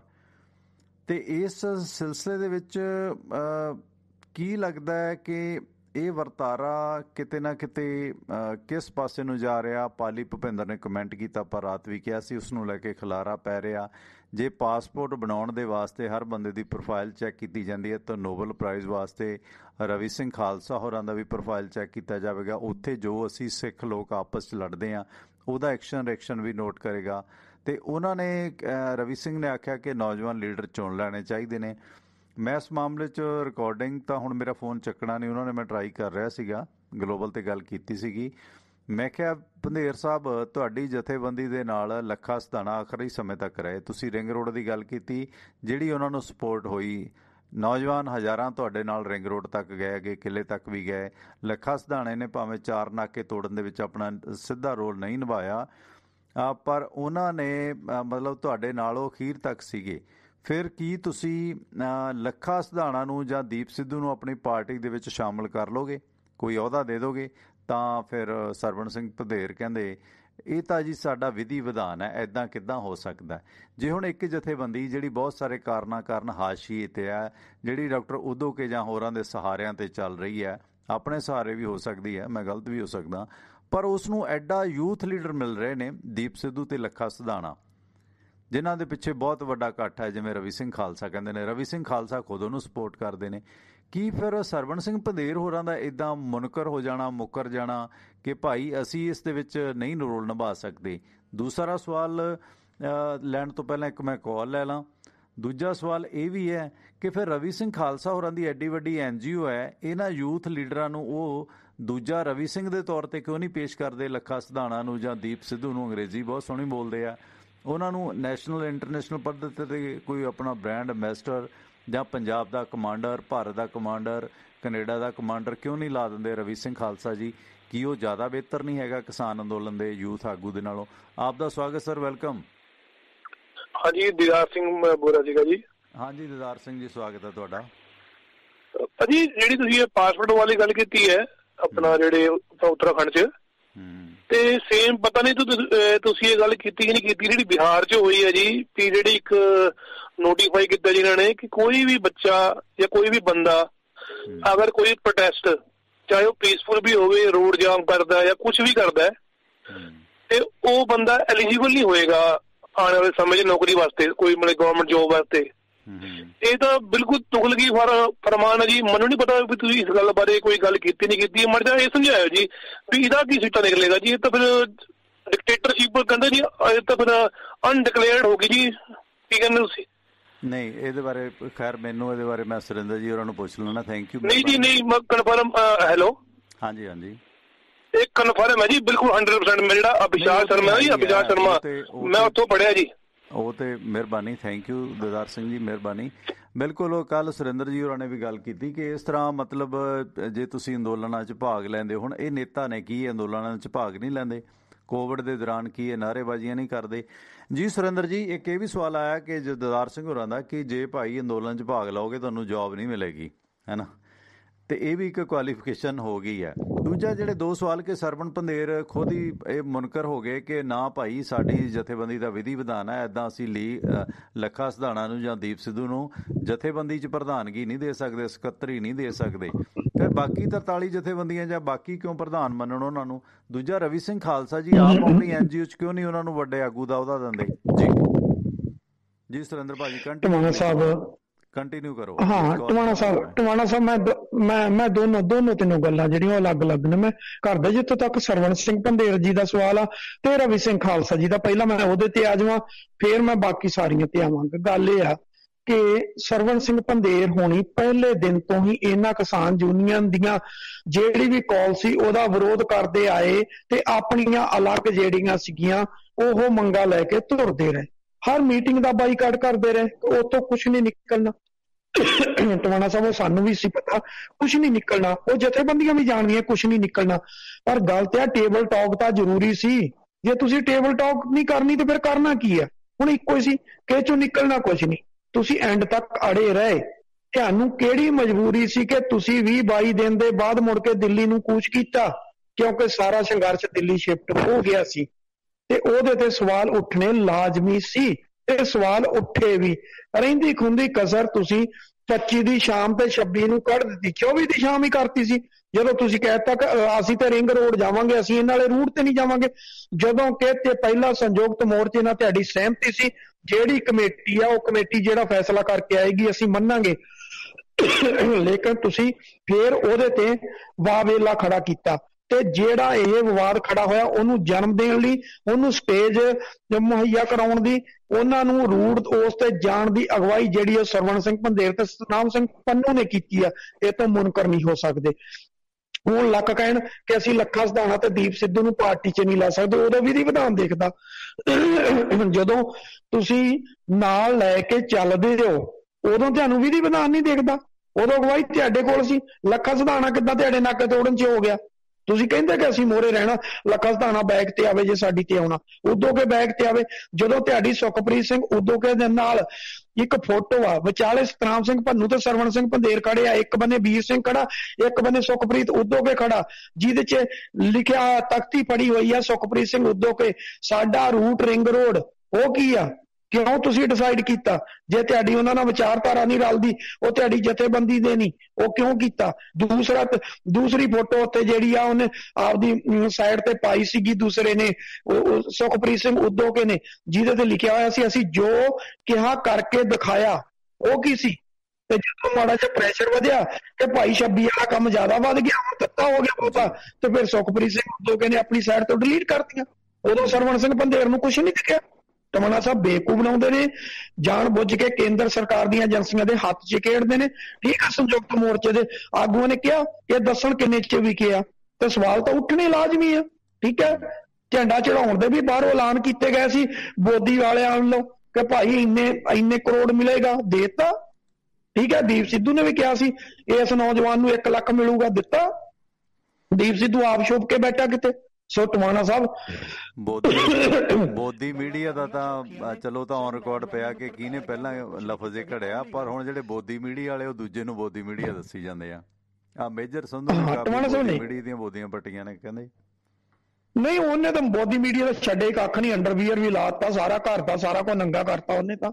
ਉਹਨੇ ਅਸਲੀਅਤ ਦੱਸਤੀ ਕਿ ਭਾਈ ਤੁਸੀਂ ਜਦੋਂ ਇੱਥੇ ਪੰਜਾਬ 'ਚ ਹੁੰਦੇ ਸੀ ਉਸ ਵੇਲੇ ਤੁਹਾਡੇ ਕੀ ਅਸ਼ਰ ਸੀ, ਤੇ ਜਦੋਂ ਤੁਸੀਂ ਉੱਥੇ ਵਿਦੇਸ਼ 'ਚ ਜਾ ਕੇ ਬੈਠੇ ਹੋ ਉਹਨੇ ਤਾਂ ਹੱਥ ਕਰਤਾ, ਉਹਨੇ ਤਾਂ ਕਹਿਤਾ ਜੇ ਤੋਂ ਗਾਂਹ ਜਾਓਗੇ ਤੇ ਗਾਂਹ ਭਾਈ ਤੁਹਾਡਾ ਮੈਂ ਬਾਕੀ ਰਹਿੰਦਾ ਵੀ ਖਲਾਰਾ ਪਾ ਦੂੰਗਾ। ਉਹਨੇ ਤਾਂ ਸਿਰੇ ਲਾਤੀ ਆ। ਇੱਕ ਕਿਸੇ ਬੰਦੇ ਨੇ ਕਿਹਾ, ਕਹਿੰਦੇ ਜੀ ਉਹ ਜਿਹਦੇ ਲਈ ਤੁਸੀਂ ਗੱਲ ਕਰਦੇ ਹੋ, ਕਿਉਂਕਿ ਲੋਕ ਸਮਝਦੇ ਆ ਕਿਹਦੇ ਲਈ ਗੱਲ ਕੀਤੀ ਗਈ ਆ, ਉਹ ਕਹਿੰਦੇ ਜਿਹਦੇ ਲਈ ਤੁਸੀਂ ਗੱਲ ਕਰਦੇ ਹੋ। ਉਹਨੇ ਇੱਕ ਹੋਰ ਵੀਡੀਓ ਪਾਤੀ, ਕਹਿੰਦੇ ਜੀ ਮੇਰੇ ਸਾਹਮਣੇ ਨਹੀਂ ਆਈ, ਜਦੋਂ ਉਹ ਆ ਜਾਊਗੀ ਮੈਂ ਉਹਦਾ ਵੀ ਜਵਾਬ ਦੇ ਦੂੰਗਾ। ਮਤਲਬ ਉਹਨੇ ਤਾਂ ਸਿੱਧਾ ਹੀ ਮੇਜਰ ਸਿੰਘ ਸੰਧੂ ਨੇ ਕਰਤਾ। ਇਹ ਜਿਹੜੀ ਕਹਾਣੀ ਜਿਸ ਪਾਸੇ ਨੂੰ ਸੁਰਿੰਦਰ ਸਿੰਘ ਜੀ ਜਾਈ ਜਾਂਦੀ ਹੈ ਕਿ ਪੰਜਾਬ ਅਸੀਮ, ਆਪਣੇ ਕੁਲਵੰਤ ਗਰੇਵਾਲ ਯੂਨੀਵਰਸਿਟੀ ਹੁੰਦੇ ਆ ਸ਼ਹਿਰ, ਉਹਨਾਂ ਨੇ ਇੱਕ ਸ਼ੇਅਰ ਲਿਖਿਆ ਸੀ ਕਿ ਪੰਜਾਬ ਅਸੀਮ ਪਰ ਪੰਜਾਬ ਤਕਸੀਮ ਦਰ ਤਕਸੀਮ ਵੰਡਿਆ ਜਾ ਰਿਹਾ। ਇਹ ਜਿਹੜਾ ਸਾਰਾ ਸਿਲਸਿਲਾ ਕਿ ਦੇਖੋ ਗੌਰਮੈਂਟ ਨੇ, ਸਾਡੇ ਬੰਦਿਆਂ ਨੇ ਅਜਿਹੀ ਖੇਡ ਖੇਡੀ ਕਿ ਜਿਹੜਾ ਇਕਜੁੱਟ ਹੋ ਕੇ ਸਾਂਝੇ ਅੰਦੋਲਨ ਵਾਸਤੇ ਲੜਨਾ ਸੀ, ਉਹ ਅਸੀਂ ਆਪਸ ਦੇ ਵਿੱਚ ਕਿ ਆਹ ਲੀਡਰ ਚੰਗਾ, ਆਹ ਮਾੜਾ, ਇਹਨੂੰ ਚੁਣੋ। ਸਰ ਰਵੀ ਸਿੰਘ ਖਾਲਸਾ ਵਰਗੇ ਲੋਕ ਵੀ ਜਿਹੜੇ ਨਿਰਪੱਖ ਲੋਕ ਨੇ, ਉਹ ਵੀ ਲੀਡਰ ਚੁਣਨ ਦੀ ਦੌੜ 'ਚ ਸ਼ਾਮਲ ਹੋ ਗਏ। ਹਾਲਾਂਕਿ ਕੋਈ ਉਹਦੇ 'ਚੋਂ ਨਿਕਲ ਨਹੀਂ ਰਹੀ ਗੱਲ। 5-6 ਪੋਸਟਾਂ ਉਹਨਾਂ ਨੇ ਪਾਈਆਂ ਨੇ ਦੀਪ ਤੇ ਲੱਖੇ ਬਾਰੇ, ਪਰ ਫਿਰ ਵੀ ਕੋਈ ਚੋਣ ਨਹੀਂ ਹੋ ਰਹੀ, ਬਲਕਿ ਇੱਕ ਦੂਸਰੇ ਦੇ ਉੱਤੇ ਚਿੱਕੜਬਾਜੀ ਵੱਧ ਗਈ ਹੈ ਦੋਨਾਂ ਧਿਰਾਂ ਦੀ। ਲੋਕ ਆਪਸ ਦੇ ਵਿੱਚ ਵੰਡੇ ਜਾ ਰਹੇ ਨੇ। ਇਹਦਾ ਮੇਰੇ ਖਿਆਲ ਜਿਹੜਾ ਸਾਂਝਾ ਦੁਸ਼ਮਣ ਹੈ, ਜਿਹੜਾ ਏਜੰਸੀਆਂ, ਜਿਵੇਂ ਉਹ ਪੰਜਾਬ ਨੂੰ, ਜਿਵੇਂ ਦੇਖੋ ਬਾਬਾ ਬੰਦਾ ਸਿੰਘ ਬਹਾਦਰ ਦਾ ਕੀ ਹਸ਼ਰ ਹੋਇਆ ਸੀਗਾ, ਉਸ ਤੋਂ ਬਾਅਦ ਸਿੱਖ ਮਿਸਲਾਂ ਵੇਖ ਲਓ ਤਾਂ ਮਹਾਰਾਜਾ ਰਣਜੀਤ ਸਿੰਘ ਤੇਜ਼ ਸੀਗਾ, ਉਹ ਇਕੱਠੇ ਕਰ ਗਿਆ ਬਾਬਾ ਫੂਲਾ ਸਿੰਘ ਦੇ ਰਾਹੀਂ, ਤੇ ਉਸ ਤੋਂ ਬਾਅਦ ਕਿਵੇਂ ਮਿਸਲਾਂ ਵੰਡੀਆਂ ਗਈਆਂ, ਕਿਵੇਂ ਰਾਜੇ, ਮਤਲਬ ਈਵਨ ਜਿਹੜੇ ਅੰਗਰੇਜ਼ ਪ੍ਰਸਤ ਰਾਜੇ ਸੀ, ਨਾਭਾ ਤੇ ਪਟਿਆਲਾ ਰਿਆਸਤਾਂ, ਇਹਨਾਂ ਦੀਆਂ ਆਪਸ 'ਚ ਕਿਵੇਂ ਲੜਾਈਆਂ ਹੁੰਦੀਆਂ। ਮਤਲਬ ਪੰਜਾਬੀਆਂ ਨੂੰ ਦੁਸ਼ਮਣ ਨਾਲ ਲੜਨ ਦਾ ਤਾਂ ਹੁਣ ਵੱਲ ਹੀ ਨਹੀਂ, ਆਪਸ 'ਚ ਲੜ ਕੇ ਹੀ ਇਹ ਦੁਸ਼ਮਣ ਦਾ ਕੰਮ ਇੱਕ ਦੂਸਰੇ ਖਿਲਾਫ ਕਰ ਜਾਂਦੇ ਨੇ। ਇਹ ਪਹਿਲਾਂ ਹਿਸਟਰੀ 'ਚ ਵੀ ਰਿਹਾ। ਜਦੋਂ ਰਾਜਾ ਪੋਰਸ ਇਸ ਖਿੱਤੇ ਦਾ ਵਧੀਆ ਰਾਜਾ ਸੀਗਾ, ਤੇ ਸਿਕੰਦਰ ਜਦੋਂ ਆਉਂਦਾ ਸੀ, ਤੇ ਸਿਕੰਦਰ ਨੂੰ ਸੱਦਾ ਕਿਹਨੇ ਦਿੱਤਾ ਸੀ? ਟੈਕਸਲਾ ਦੇ ਰਾਜਾ ਆਬੀ ਨੇ। ਗਦਾਰੀਆਂ ਇਹਨਾਂ ਨੇ ਕੀਤੀਆਂ। ਤੇ ਇਹੀ ਜਿਹੜੇ ਬਾਅਦ ਦੇ ਵਿੱਚ ਸਾਡੇ ਅਰਥ ਸ਼ਾਸਤਰੀ ਚਣਕਿਆ ਹੋਏ ਨੇ, ਉਹ ਚਣਕਿਆ ਵਰਗੇ ਲੋਕਾਂ ਨੇ ਪੋਰਸ ਨੂੰ ਚਿੱਤ ਕੀਤਾ, ਖਤਮ ਕੀਤਾ। ਇਹ ਮੁੱਢ ਕਦੀਮੋਂ ਸਾਡੇ ਭਾਰਤ ਦੀ ਇਹ ਹੈ। ਕਈ ਤਾਂ ਇਹ ਜਾਂਦੇ ਨੇ ਕਿ ਇੱਥੇ ਮੁਗਲ ਆਏ, ਮੁਗਲਾਂ ਨੇ ਸਾਡੇ ਲੋਕਾਂ ਨੂੰ ਹਿੰਦੂ ਬਣਾ ਦਿੱਤਾ। ਪਰ ਭਾਈ ਮੁਗਲ ਆਏ ਕਿਉਂ? ਤੁਹਾਡੇ ਰਾਜਿਆਂ ਦੀ ਨਲਾਇਕੀ ਕਰਕੇ, ਤੁਹਾਡੇ ਰਾਜਿਆਂ ਦੀਆਂ ਗਦਾਰੀਆਂ ਕਰਕੇ ਮੁਗਲ ਇੱਥੇ ਆਏ ਨੇ। ਤੇ ਹੁਣ ਤੁਸੀਂ ਨਜ਼ਲਾ ਮੁਗਲਾਂ ਤੇ ਝਾੜੀ ਜਾਂਦੇ ਹੋ। ਆਪਸ 'ਚ ਤੁਸੀਂ ਆਪਣੇ ਨੂੰ ਵੰਡ ਸੁੱਟਿਆ ਕਿ ਆ ਤੂੰ ਦਲਿਤਾਂ ਹੋਏ, ਤੂੰ ਇੱਦਾਂ ਹੀ ਸਿੱਖਾਂ 'ਚ ਹੋਇਆ। ਸਿੱਖਾਂ 'ਚੋਂ ਜਦੋਂ ਗੁਰੂ ਘਰਾਂ ਦੇ ਵਿੱਚੋਂ ਜਿਹੜੇ ਨਤਾਣੇ ਲੋਕ ਸੀਗੇ, ਉਹੀ ਬ੍ਰਾਹਮਣਵਾਦ ਦੇ ਨੇ, ਚੌਥੇ ਪੌੜੇ ਵਾਲੇ, ਤੀਜੇ ਪੌੜੇ ਵਾਲੇ। ਇਹਨਾਂ ਅਖੌਤੀ ਡੇਰੇਦਾਰਾਂ ਨੇ, ਇਹਨਾਂ ਅਖੌਤੀ ਗੁਰਦੁਆਰਿਆਂ ਦੇ ਪ੍ਰਧਾਨ, ਅਖੌਤੀ ਉੱਚੀਆਂ ਜਾਤੀਆਂ ਦੇ ਲੋਕਾਂ ਨੇ, ਅਖੌਤੀ ਜੱਟ ਵੀ ਕਿਤੇ ਕਿਤੇ ਜਿਹੜੇ ਨਤਾਣੇ ਲੋਕ ਸੀ ਉਹਨਾਂ ਨੂੰ ਲਾਂਭੇ ਕੀਤਾ। ਤੇ ਅਗਲੇ ਫਿਰ ਭਾਈ ਆਪਣੇ ਮਰਜ਼ੀ ਦੇ ਬਾਬੇ ਕੋਲ ਚਲੇ ਗਏ। ਫਿਰ ਕਹਿੰਦੇ ਡੇਰਾਵਾਦ ਵੱਧ ਗਿਆ।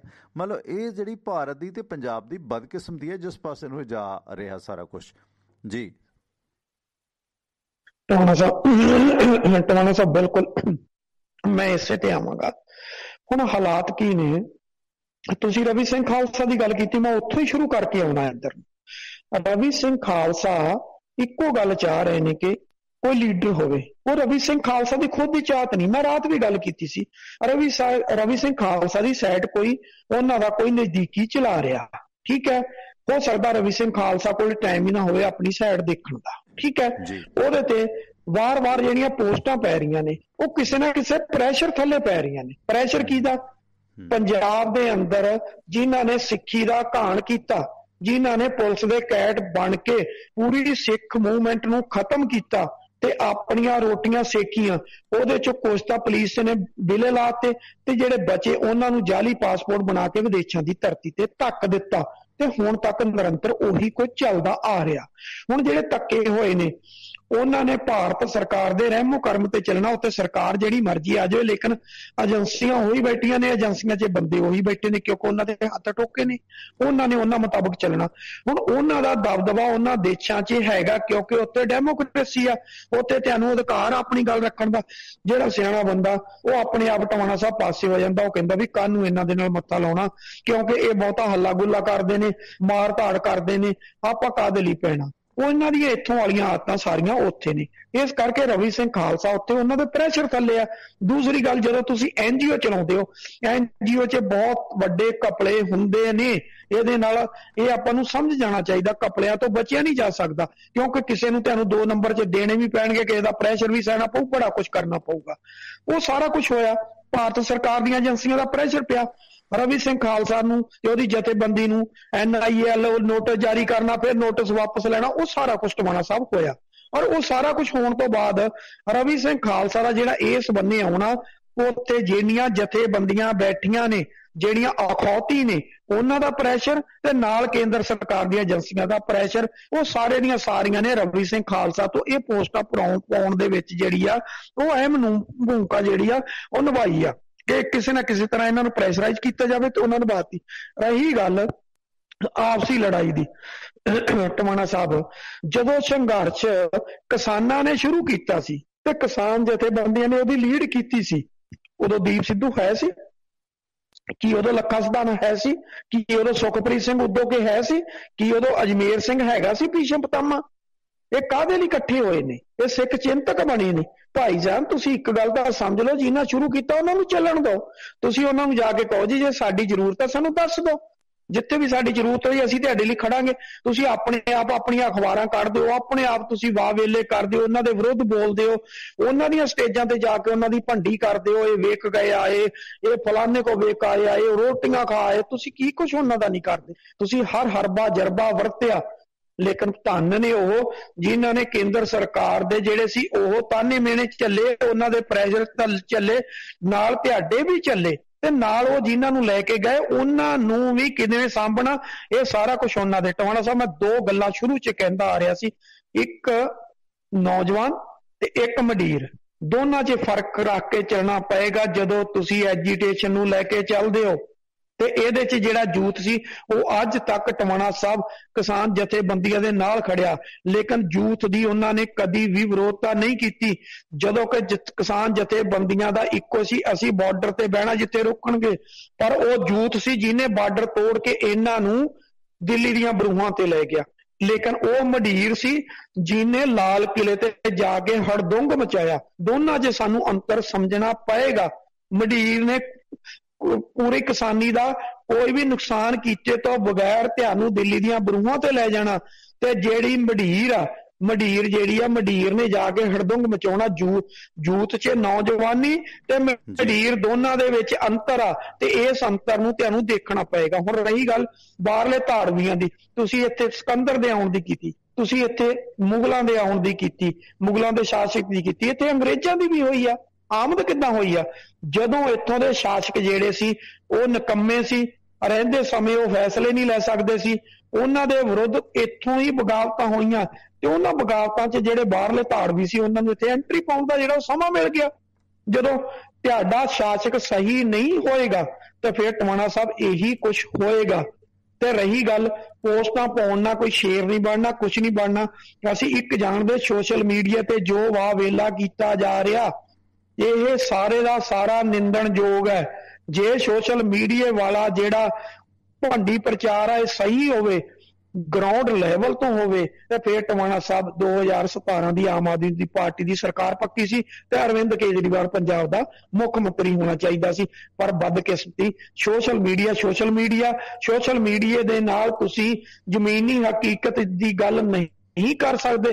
ਠੀਕ ਆ, ਇਹ ਈਜ਼ੀਲੀ ਇਨਫੋਰਮੇਸ਼ਨ ਦਾ ਇੱਕ ਸਾਧਨ ਹੋ ਸਕਦਾ ਕਿ ਆਸਾਨੀ ਨਾਲ ਤੁਹਾਡੇ ਤੱਕ ਹਰ ਇਨਫੋਰਮੇਸ਼ਨ ਜਿਹੜੀ ਉਹ ਪਹੁੰਚ ਜਾਵੇ, ਪਰ ਇਹਦੀ ਇਨਫੋਰਮੇਸ਼ਨ ਸਹੀ ਹੋਣ ਦੀ ਜਿਹੜੀ ਆ ਉਹਦੀ ਕ੍ਰੈਡੀਬਿਲਿਟੀ ਤੇ ਸਵਾਲ ਉੱਠਦੇ ਰਹਿਣਗੇ ਕਿ ਜਿਹੜੀ ਇਹ ਸੋਸ਼ਲ ਮੀਡੀਆ ਦੇ ਉੱਤੇ ਪੋਸਟ ਪਾਈ ਗਈ ਇਹ ਕਿੰਨੀ ਕੁ ਸੱਚੀ ਕਿੰਨੀ ਝੂਠੀ ਆ। ਉਹਨੂੰ ਸਮਝਣ ਦੇ ਲਈ ਤੁਹਾਨੂੰ ਆਪਣਾ ਦਿਮਾਗ ਜਿਹੜਾ ਵਰਤਣਾ ਪਏਗਾ। ਸਿਰ ਕੰਧ 'ਚ ਮਾਰਨ ਨਾਲੋਂ ਉਹਦੇ ਅੰਦਰ ਜਿਹੜਾ ਦਿਮਾਗ ਪਿਆ ਉਹਨੂੰ ਵਰਤਣਾ ਜ਼ਰੂਰੀ ਆ, ਤੇ ਜਿਹੜਾ ਇਨਸਾਨ ਦਿਮਾਗ ਵਰਤ ਗਿਆ ਉਹ ਜ਼ਿੰਦਗੀ ਦੇ ਵਿੱਚ ਕਦੀ ਮਾਰ ਨਹੀਂ ਖਾਂਦਾ।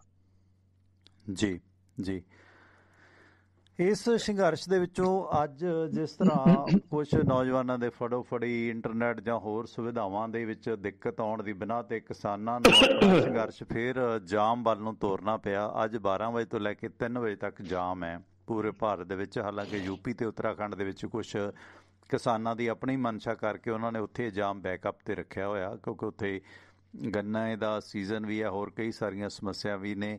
ਇਹ ਕਾਰਨ ਰੱਖਿਆ ਵੀ ਚਲੋ ਦਿੱਕਤ ਨਾ ਆਵੇ ਕਿਸਾਨਾਂ ਨੂੰ ਤੇ ਲੋਕਾਂ ਨੂੰ, ਜਾਂ ਕੁਝ ਹੋਰ ਕਾਰਨ ਹੋਣਗੇ।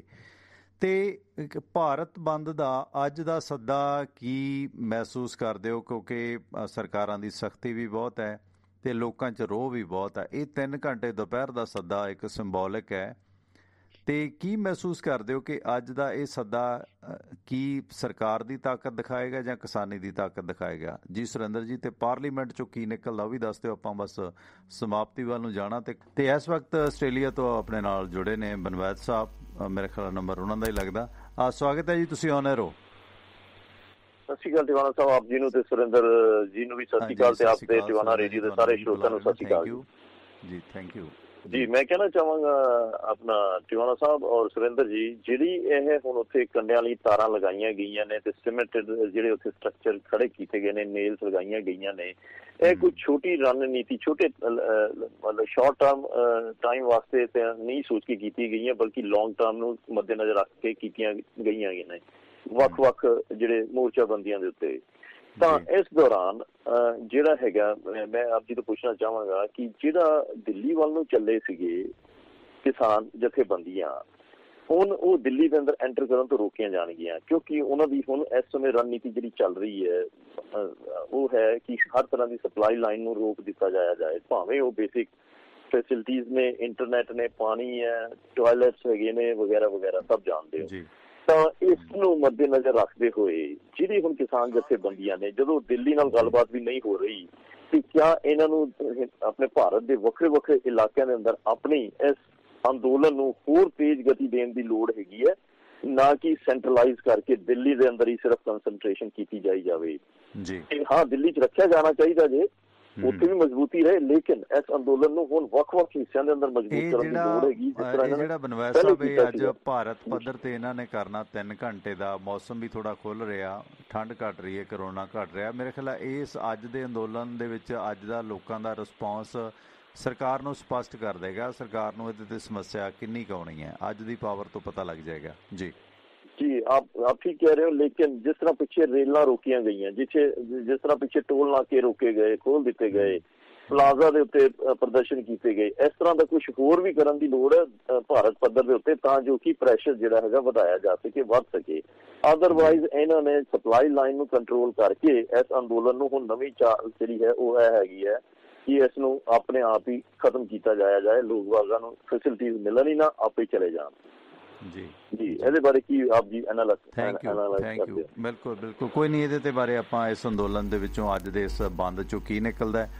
ਸਾਹਿਬ ਸੁਰਿੰਦਰ ਸਿੰਘ ਜੀ, ਬਨਵੈਤ ਸਾਹਿਬ ਪੁੱਛ ਰਹੇ ਸੀ ਪਰਤੋਂ, ਤੁਹਾਨੂੰ ਸਤਿ ਸ਼੍ਰੀ ਅਕਾਲ ਵੀ ਕਿਹਾ ਉਹਨਾਂ ਨੇ, ਤੇ ਨਾਲ ਉਹ ਪੁੱਛ ਰਹੇ ਸੀਗੇ ਕਿ ਅੱਜ ਦੇ ਇਸ ਅੰਦੋਲਨ ਚੋਂ ਸਿਰਫ ਦਿੱਲੀ ਤੱਕ ਇਸ ਨੂੰ ਕੇਂਦਰਿਤ ਕਰਨ ਦੀ ਜ਼ਰੂਰਤ ਨਹੀਂ ਹੈ। ਅੱਜ ਦੇ ਇਸ ਅੰਦੋਲਨ ਦੇ ਵਿੱਚੋਂ ਜੇ ਭਾਰਤ ਭਰ ਦੇ ਵਿੱਚ ਇਹ ਸਫਲ ਹੋ ਜਾਂਦਾ ਤਾਂ ਮੇਰਾ ਖਿਆਲ ਹੈ ਕਿਸਾਨਾਂ ਦਾ ਸੰਘਰਸ਼ ਅਜੇ ਕਾਇਮ ਹੈ ਪੂਰੀ ਤਰ੍ਹਾਂ, ਇਹਨੂੰ ਹੋਰ ਬਲ ਮਿਲ ਰਿਹਾ, ਕਿਉਂਕਿ ਹਰਿਆਣਾ 'ਚੋਂ ਕਿੰਨੀਆਂ ਖਾਪ ਪੰਚਾਇਤਾਂ ਨੇ, ਕਿੰਨੇ ਲੋਕ ਨੇ ਜਿਹੜੀਆਂ ਹਰਿਆਣੇ ਦੀਆਂ ਔਰਤਾਂ ਜਾ ਰਹੀਆਂ ਨੇ। ਤੇ ਕੀ ਮਹਿਸੂਸ ਕਰਦੇ ਹੋ ਅੱਜ ਦੇ 3 ਘੰਟੇ ਦੇ ਬੰਦ ਤੋਂ ਬਾਅਦ, ਕੀ ਇਸ ਤਰ੍ਹਾਂ ਦੇ ਹੋਰ ਬੰਦ ਭਾਰਤ ਭਰ ਦੇ ਵਿੱਚ ਰੱਖਣਾ ਕੀ, ਕਿਉਂਕਿ ਪਹਿਲਾਂ ਵੀ ਕਈ ਜਥੇਬੰਦੀਆਂ ਨੇ, ਸਰਵਣ ਪੰਧੇਰ ਹੋਰਾਂ ਨੇ ਵੀ ਮਾਝੇ ਦੇ ਵਿੱਚ ਪੁਤਲੇ ਸਾੜੇ ਆ ਸਰਕਾਰ ਦੇ, ਕੀ ਹੁਣ ਇਹ ਅੰਦੋਲਨ ਦਿੱਲੀ ਦੇ ਨਾਲ ਪੂਰੇ ਮੁਲਕ ਦੇ ਵਿੱਚ ਵੀ ਚਲਾਉਣਾ ਜਾਇਜ਼ ਰਹੇਗਾ? ਜੀ ਸੁਰਿੰਦਰ ਜੀ, ਕਰੋ ਮਾਈਂਡ ਅਪ, ਫਿਰ ਸਮਾਪਤੀ ਕਰੀਏ, ਦੇਖੀਏ ਅੰਦੋਲਨ 'ਚ ਅੱਜ ਕੀ ਕੁਛ ਹੋ ਰਿਹਾ, ਗੇੜੀ ਮਾਰੀਏ ਜੀ। ਇੱਕ ਸੈਕਿੰਡ ਪਲੀਜ਼, ਤੁਸੀਂ ਹੱਥੇ ਨਹੀਂ ਆ ਰਹੇ ਜੀ। ਸੁਰਿੰਦਰ ਜੀ ਪਲੀਜ਼ ਕੰਟੀਨਿਊ, ਹੁਣ ਆਪਣਾ ਮਾਈਂਡ ਅਪ ਕਰੋ ਲਗਾਤਾਰ, ਮੈਂ ਕਾਲ ਨਹੀਂ ਲਵਾਂਗਾ ਹੋਰ ਜੀ। ਟਿਵਾਣਾ ਸਾਹਿਬ, ਬਿਲਕੁਲ ਜਿਹੜਾ ਅੱਜ ਭਾਰਤ ਬੰਦ ਦਾ ਸੱਦਾ ਹੈ, ਇਹ ਇਸ ਪੂਰੇ ਕਿਸਾਨੀ ਅੰਦੋਲਨ ਦੀ ਰੂਪਰੇਖਾ ਤੈਅ ਕਰ ਦੇਵੇਗਾ ਕਿ ਕਿਸਾਨੀ ਅੰਦੋਲਨ ਕਿਸ ਕੰਗਾਰ ਤੇ ਖੜਾ ਹੈ, ਤੇ ਭਾਰਤ ਸਰਕਾਰ ਨੂੰ ਵੀ ਸ਼ੀਸ਼ਾ ਇਸ ਕਿਸਾਨੀ ਅੰਦੋਲਨ ਦੀ ਅੱਜ ਦੀ 3 ਘੰਟੇ ਦੀ ਕਾਲ ਜਿਹੜੀ ਦਿਖਾਏਗੀ, ਕਿਉਂਕਿ 26 ਤਰੀਕ ਨੂੰ ਜਿਹੜਾ ਡੈਂਟ ਪਾਉਣ ਦੀ ਕੋਸ਼ਿਸ਼ ਕੀਤੀ ਗਈ ਸੀ, ਉਸ ਡੈਂਟ ਤੋਂ ਬਾਅਦ ਇਹ ਕਿਸਾਨਾਂ ਨੇ ਜਿਹੜਾ ਫੈਸਲਾ ਲਿਆ, ਕਿਸਾਨ ਆਗੂਆਂ ਨੇ, ਇਹ ਬੜਾ ਇੱਕ ਨਿਰਣਾਇਕ ਫੈਸਲਾ ਸੀ ਕਿ ਘੱਟੋ ਘੱਟ ਭਾਰਤ ਸਰਕਾਰ ਨੂੰ ਇਹ ਦਿਖਾ ਦਿੱਤਾ ਜਾਵੇ ਕਿ ਅਸੀਂ ਕਿੱਥੇ ਆ ਤੇ ਤੁਸੀਂ ਕਿੱਥੇ ਖੜੇ ਹੋ। ਟਿਵਾਣਾ ਸਾਹਿਬ, ਇਸ ਅੱਜ ਦੇ ਬੰਦ ਨੇ ਇਹ ਘੱਟੋ ਘੱਟ ਇੰਨਾ ਕੁਛ ਜਿਹੜਾ ਇਹ ਦਿਖਾਉਣਾ, ਤੇ ਇਸ ਦਿਖਾਏ ਹੋਏ ਨੇ ਭਾਰਤ ਸਰਕਾਰ ਦੀ ਤੇ ਕਿਸਾਨਾਂ ਦੀ ਅੰਦੋਲਨ ਦੀ ਅਗਲੀ ਰੂਪਰੇਖਾ ਤੈਅ ਕਰਨੀ ਆ ਕਿ ਕਿਸਾਨ ਕਿੱਥੇ ਖੜੇ ਨੇ ਤੇ ਭਾਰਤ ਸਰਕਾਰ ਕਿੱਥੇ ਖੜੀ ਆ, ਕਿਉਂਕਿ ਕੋਈ ਵੀ ਸਰਕਾਰ ਤੇ ਕੋਈ ਵੀ ਅੰਦੋਲਨ ਲੋਕਾਂ ਤੋਂ ਬਗੈਰ ਨਹੀਂ ਚੱਲ ਸਕਦਾ। ਤੇ ਇਸ ਕਰਕੇ ਇਹ ਅੰਦੋਲਨ ਜਿਹੜਾ ਇਹਨੇ ਅੱਜ ਉਹ 3 ਘੰਟੇ ਦੀ ਜਿਹੜੀ ਬੰਦ ਦੀ ਕਾਲ ਉਹਨੇ ਬਹੁਤ ਕੁਝ ਦਿਖਾ ਦੇਣਾ, ਪਰ ਕੁਝ ਹਾਲਾਤ ਐਸੇ ਬਣੇ ਟਵਾਣਾ ਸਾਹਿਬ ਜਿਹਦਾ ਕਰਕੇ ਉੱਤਰ ਪ੍ਰਦੇਸ਼ ਤੇ ਉੱਤਰਾਂਚਲ ਤੋਂ ਵਾਪਸ ਲੈਣਾ ਪਿਆ, ਕਿਉਂਕਿ ਗੰਨੇ ਦੀ ਖੇਤੀ ਆ ਤੇ ਗੰਨੇ ਦਾ ਕੰਮ ਬੜੇ ਜ਼ੋਰ ਸ਼ੋਰ ਨਾਲ ਚੱਲ ਰਿਹਾ। ਇਸ ਕਰਕੇ ਇਸ ਅੰਦੋਲਨ ਤੋਂ 2 ਸਟੇਟਾਂ ਨੂੰ ਛੋੜ ਦੇਣੀ ਪਈ, ਉਹ ਵੀ ਕਿਤੇ ਨਾ ਕਿਤੇ ਮਜਬੂਰੀ ਸੀ ਜਥੇਬੰਦੀਆਂ ਦੀ, ਜਿਹਦਾ ਕਰਕੇ ਉਹਨਾਂ ਨੂੰ ਛੋੜ ਦੇ ਦਿੱਤੀ ਗਈ। ਹੁਣ ਰਹੀ ਗੱਲ ਕਿ ਦਿਸ਼ਾ ਕੀ ਹੋਏਗੀ, ਕੀ ਇਹਨੂੰ ਭਾਰਤ ਪੱਧਰ ਤੱਕ ਵਧਾਉਣਾ ਪਏਗਾ? ਟਵਾਣਾ ਸਾਹਿਬ ਭਾਰਤ ਪੱਧਰ ਤੱਕ ਪਹਿਲਾਂ ਹੀ ਆਲਰੇਡੀ ਵੱਧ ਚੁੱਕਿਆ ਇਹ ਸੰਘਰਸ਼। ਹੁਣ ਗੱਲ ਤਾਂ ਮੇਨ ਹੈ ਕਿ ਸਾਡੀਆਂ ਮੰਗਾਂ ਕਿੱਥੋਂ ਮੰਨੀਆਂ ਜਾਣੀਆਂ ਨੇ? ਉਹ ਦਿੱਲੀ ਤੋਂ। ਦਿੱਲੀ 'ਚ ਕੌਣ ਬੈਠਾ? ਕੇਂਦਰ ਸਰਕਾਰ। ਤੇ ਘੇਰਨਾ ਕਿਹਨੂੰ ਸੀ? ਦਿੱਲੀ ਨੂੰ। ਤੇ ਦਿੱਲੀ ਚਾਰੇ ਬੰਨੇ ਤੋਂ ਘੇਰੀ ਹੋਈ ਆ, ਦਿੱਲੀ ਦਾ ਕੋਈ ਕੋਨਾ ਛੱਡਿਆ ਨਹੀਂ ਹੋਇਆ। ਅੰਦੋਲਨ ਪੂਰੇ ਭਾਰਤ 'ਚ ਫੈਲਿਆ ਹੋਇਆ, ਉੱਥੇ ਮਜਬੂਰੀਆਂ ਨੇ। ਟਵਾਣਾ ਸਾਹਿਬ ਪੰਜਾਬ, ਹਰਿਆਣਾ ਤੇ ਉੱਤਰ ਪ੍ਰਦੇਸ਼ ਤੇ ਰਾਜਸਥਾਨ ਬਿਲਕੁਲ ਨਾਲ ਲੱਗਦੇ ਨੇ। ਇਹ ਤੋਂ ਬਹੁਤਾਤ ਦੇ ਵਿੱਚ ਟਰੈਕਟਰ, ਟਰਾਲੀਆਂ, ਬਾਕੀ ਸਾਰੇ ਵਹੀਕਲ ਪਹੁੰਚ ਰਹੇ ਨੇ। ਜਿਹੜੀਆਂ 100 ਦੀਆਂ ਸਟੇਟਾਂ ਨੇ ਉੱਥੇ ਸਮੱਸਿਆ ਕੀ ਹੈ ਕਿ ਉੱਥੋਂ ਇੰਨਾ ਕੁਝ ਆਉਣਾ ਮੁਮਕਿਨ ਨਹੀਂ ਹੈ, ਪਰ ਫਿਰ ਵੀ ਜਿੰਨਾ ਕਿਸਾਨ ਉੱਥੋਂ ਆ ਰਿਹਾ, ਤਾਮਿਲਨਾਡੂ ਤੋਂ ਆ ਰਿਹਾ, ਆਂਧਰਾ ਪ੍ਰਦੇਸ਼ ਤੋਂ ਆ ਰਿਹਾ, ਆਂਧਰਾ ਪ੍ਰਦੇਸ਼ ਦੀ ਵੱਖਰੀ ਪ੍ਰੋਬਲਮ ਆ। ਟਵਾਣਾ ਸਾਹਿਬ ਇੱਕੋ ਇੱਕ ਸਟੇਟ ਆ ਭਾਰਤ ਦੇ ਵਿੱਚ ਜਿੱਥੇ ਝੋਨੇ ਦੀ ਫਸਲ ਸਾਲ 'ਚ 3 ਵਾਰ ਹੁੰਦੀ ਆ, ਤੇ ਉਹ ਕੱਲਾ ਆਂਧਰਾ ਪ੍ਰਦੇਸ਼ ਆ। ਉੱਥੇ ਜਦੋਂ ਝੋਨਾ ਵੱਢਿਆ ਜਾਂਦਾ ਤੇ ਜਿਹੜੀਆਂ ਦੂਸਰੀਆਂ ਬੈਲਟ ਵਾਲੀਆਂ ਆਪਣੀਆਂ ਕੀ ਕਹਿੰਦੇ ਆ ਕੰਬਾਈਨਾਂ, ਉਹਨਾਂ ਨਾਲ ਵੱਢਿਆ ਜਾਂਦਾ, ਕਿਉਂਕਿ ਉੱਥੇ ਗਿੱਠ ਜਿਹੜਾ ਪਾਣੀ ਆ 6-6, 7-7 ਇੰਚ ਖੇਤ 'ਚ ਖੜਾ ਰਹਿੰਦਾ, ਉਹ ਪਾਣੀ ਨਹੀਂ ਸੁੱਕਦਾ, ਤੇ ਉਹਦੇ ਵਿੱਚ ਹੀ ਝੋਨੇ ਦੀ ਕਟਾਈ ਹੁੰਦੀ, ਸਾਲ 'ਚ 3 ਵਾਰ ਕਟਾਈ ਹੁੰਦੀ। ਉਹਨਾਂ ਦੀ ਫਸਲ ਦਾ ਕੀ ਹਸ਼ਰ ਹੁੰਦਾ ਉਹ ਲੋਕ ਜਾਣਦੇ ਆ। ਇਸ ਕਰਕੇ ਟਵਾਣਾ ਸਾਹਿਬ ਜਿੰਨੀਆਂ ਸਟੇਟਾਂ ਨੇ ਉਹਨਾਂ ਦੀ ਆਪਣੀ ਆਪਣੀ ਪ੍ਰੋਬਲਮ ਅਲੱਗ ਆ। ਦੂਸਰੀ ਗੱਲ ਆ ਕਿ ਉਹ ਸਟੇਟਾਂ ਦੂਰ ਪੈ ਰਹੀਆਂ ਨੇ ਦਿੱਲੀ ਤੋਂ, ਤੇ ਦੂਰ ਕਰਕੇ ਉੱਥੇ ਜਿੰਨੀ ਸ਼ਮੂਲੀਅਤ ਚਾਹੀਦੀ ਆ ਉਨੀ ਉਹਨਾਂ ਦੀ ਹੋ ਰਹੀ ਆ। ਇਹ ਨਹੀਂ ਅਸੀਂ ਕਹਿ ਸਕਦੇ ਕਿ ਅੰਦੋਲਨ ਭਾਰਤ ਭਰ 'ਚ ਨਹੀਂ ਹੈ, ਪੂਰੇ ਭਾਰਤ 'ਚ ਫੈਲਿਆ ਹੋਇਆ ਅੰਦੋਲਨ ਆ। ਪਰ ਗੱਲ ਇਹ ਹੈ ਕਿ ਜਿਹੜੀਆਂ ਸਟੇਟਾਂ ਨੇੜੇ ਆ ਉਹਨਾਂ ਦਾ ਇਹਦੇ 'ਚ ਅੰਦੋਲਨ ਦੇ ਵਿੱਚ ਜਿਹੜਾ ਹਿੱਸਾ ਉਹ ਵੱਧ ਜਾਂਦਾ ਤੇ ਦੂਰ ਵਾਲੀਆਂ ਦਾ ਘਟ ਜਾਂਦਾ, ਇੰਨਾ ਜ਼ਰੂਰ। ਪਰ ਇਸ ਅੰਦੋਲਨ ਨੇ ਬਹੁਤ ਕੁਝ ਤੈਅ ਕਰਨਾ, ਬੜੀ ਰਣਨੀਤੀ ਇਹਦੇ 'ਚ ਘੜੀ ਗਈ ਆ। ਉਹ ਰਣਨੀਤੀ ਜਿਹੜੀ ਉਹ ਅੱਜ ਕਿਹਦੀ ਫੇਲ ਹੁੰਦੀ ਆ ਤੇ ਕਿਹਦੀ ਕਾਮਯਾਬ ਹੁੰਦੀ, ਇਹ ਅੱਜ ਦਾ ਅੰਦੋਲਨ ਜਿਹੜਾ ਇਹਨੇ ਸਾਰਾ ਕੁਝ 3 ਘੰਟੇ ਨੇ ਹੁਣ ਤੱਕ, ਜਦੋਂ ਦਾ 5 ਜੂਨ ਤੋਂ ਲੈ ਕੇ ਅੰਦੋਲਨ ਚੱਲਿਆ ਉਦੋਂ ਤੋਂ ਲੈ ਕੇ 3 ਘੰਟੇ ਨੇ ਡਿਸਾਈਡ ਕਰਨਾ ਕਿ ਭਾਰਤ ਸਰਕਾਰ ਕਿੱਥੇ ਖੜੀ ਆ ਤੇ ਕਿਸਾਨ ਕਿੱਥੇ ਖੜੇ ਨੇ। ਇਹ 3 ਘੰਟੇ ਦੇ ਹੱਥ ਦੇ ਵਿੱਚ ਪੂਰੀ ਵਾਗਡੋਰ ਆ। 3 ਘੰਟੇ ਨੇ, ਜਿਸ ਤਰ੍ਹਾਂ EVM ਖੋਲਦੀਆਂ, ਜਦੋਂ EVM ਦੇ ਵਿੱਚ ਜਿਹੜਾ ਤੁਹਾਡਾ ਪਿਛਲੇ 5 ਸਾਲ ਦਾ ਲੇਖਾ ਜੋਖਾ ਹੁੰਦਾ ਉਹ ਆ ਕੇ, ਤੇ ਜਿਹੜਾ ਤੁਹਾਡੀ 2-2.5 ਮਹੀਨੇ ਦੀ ਚੋਣ ਪ੍ਰਚਾਰ ਦੀ ਰਣਨੀਤੀ ਹੁੰਦੀ, ਚੋਣ ਪ੍ਰਚਾਰ ਦਾ ਕਿਸਾਨ ਹੁੰਦਾ, ਉਹਦਾ ਉਹ 3 ਘੰਟੇ 'ਚ ਫੈਸਲਾ ਹੋ ਜਾਂਦਾ ਕਿ ਭਾਈ ਕੌਣ ਜਿੱਤਿਆ ਤੇ ਕੌਣ ਹਾਰਿਆ। ਅੱਜ ਇਹ ਜਿਹੜਾ ਇਸ 3 ਘੰਟੇ ਨੇ ਫੈਸਲਾ ਕਰ ਦੇਣਾ ਕਿ ਇਹਦੇ 'ਚੋਂ ਜੇਤੂ ਹੋ ਕੇ ਕੌਣ ਨਿਕਲਦਾ ਤੇ ਹਾਰਦਾ ਕੌਣ ਹੈ ਜੀ। ਤੇ ਬਿਲਕੁਲ ਅੱਜ 3 ਘੰਟੇ ਦੇ ਵਿੱਚ, ਇਹ ਦੁਪਹਿਰ ਤੋਂ 30 ਪਹਿਰ ਤੱਕ, ਇਹ 3 ਘੰਟੇ ਦੇ ਦਰਮਿਆਨ, ਇੱਕ ਪਹਿਰ ਦੇ ਦਰਮਿਆਨ ਪਤਾ ਲੱਗ ਜਾਏਗਾ ਕਿ ਕੌਣ ਕਿੱਥੇ ਪਹਿਰਾ ਦਿੰਦਾ। ਤੇ ਇਸ ਬੰਦ ਦੇ ਦੌਰਾਨ ਦੀਪ ਸਿੱਧੂ ਤੇ ਲੱਖਾ ਸਿਧਾਣਾ ਦਾ ਕੇਡਰ ਕਿੱਥੇ ਕਿੱਥੇ ਭਾਰਤ ਦੇ ਵਿੱਚ ਆਪਣਾ ਜ਼ੋਰ ਦਿਖਾਉਂਦਾ, ਇਹ ਵੀ ਦੇਖਣਾ ਪਏਗਾ। ਹੁਣ ਇਹ ਥੋੜ੍ਹੀ ਹੈ ਕਿ ਸੋਸ਼ਲ ਸਾਈਡ ਤੇ ਇਕੱਲਾ ਜ਼ੋਰ ਵਿਖਾ ਕੇ ਸਾਰ ਦਿਓ। ਸੋਸ਼ਲ ਸਾਈਡ ਤੇ ਤਾਂ ਲੋਕ ਭਲਾਈ ਵਾਲਾ ਰਾਮੂ ਵਾਲੀਆ ਵੀ, ਪੀਪਲਜ਼ ਪਾਰਟੀ ਵਾਲਾ ਮਨਪ੍ਰੀਤ ਵੀ, ਆਮ ਆਦਮੀ ਪਾਰਟੀ ਵਾਲਾ ਭਗਵੰਤ ਵੀ ਮੁੱਖ ਮੰਤਰੀ ਬਣ ਗਏ ਸੀਗੇ, ਹੋਰ ਬੜਾ ਕੁਝ ਹੋ ਗਿਆ ਸੀ। ਸੋਸ਼ਲ ਸਾਈਟਸ ਤੇ ਤੁਸੀਂ ਗਾਲੀ ਗਲੋਚ ਕੱਢ ਕੇ ਚੰਦ ਕਮਜ਼ੋਰ ਦਿਲ ਪੱਤਰਕਾਰਾਂ ਨੂੰ, ਬੰਦਿਆਂ ਨੂੰ ਭੰਡ ਕੇ ਉਹਨਾਂ ਨੂੰ, ਕਮਜ਼ੋਰ ਦਿਲਿਆਂ ਨੂੰ ਤੁਸੀਂ ਜਿਹੜਾ ਹੈਗਾ ਰੋਕ ਸਕਦੇ ਹੋ, ਪਰ ਜਿਹਨੇ ਗੱਲ ਕਹਿਣੀ ਉਹਨੇ ਧੜੱਲੇ ਨਾਲ ਕਹਿਣੀ ਹੈ। ਸੋ ਸੋਸ਼ਲ ਸਾਈਟਸ ਤੇ ਕਦੇ ਸਿਧਾਂਤ ਨਹੀਂ ਬਣਦੇ ਹੁੰਦੇ, ਕਿਉਂਕਿ ਉੱਥੇ ਸਾਰਾ ਕੁਝ ਪੇੜ ਲਾਣਾ।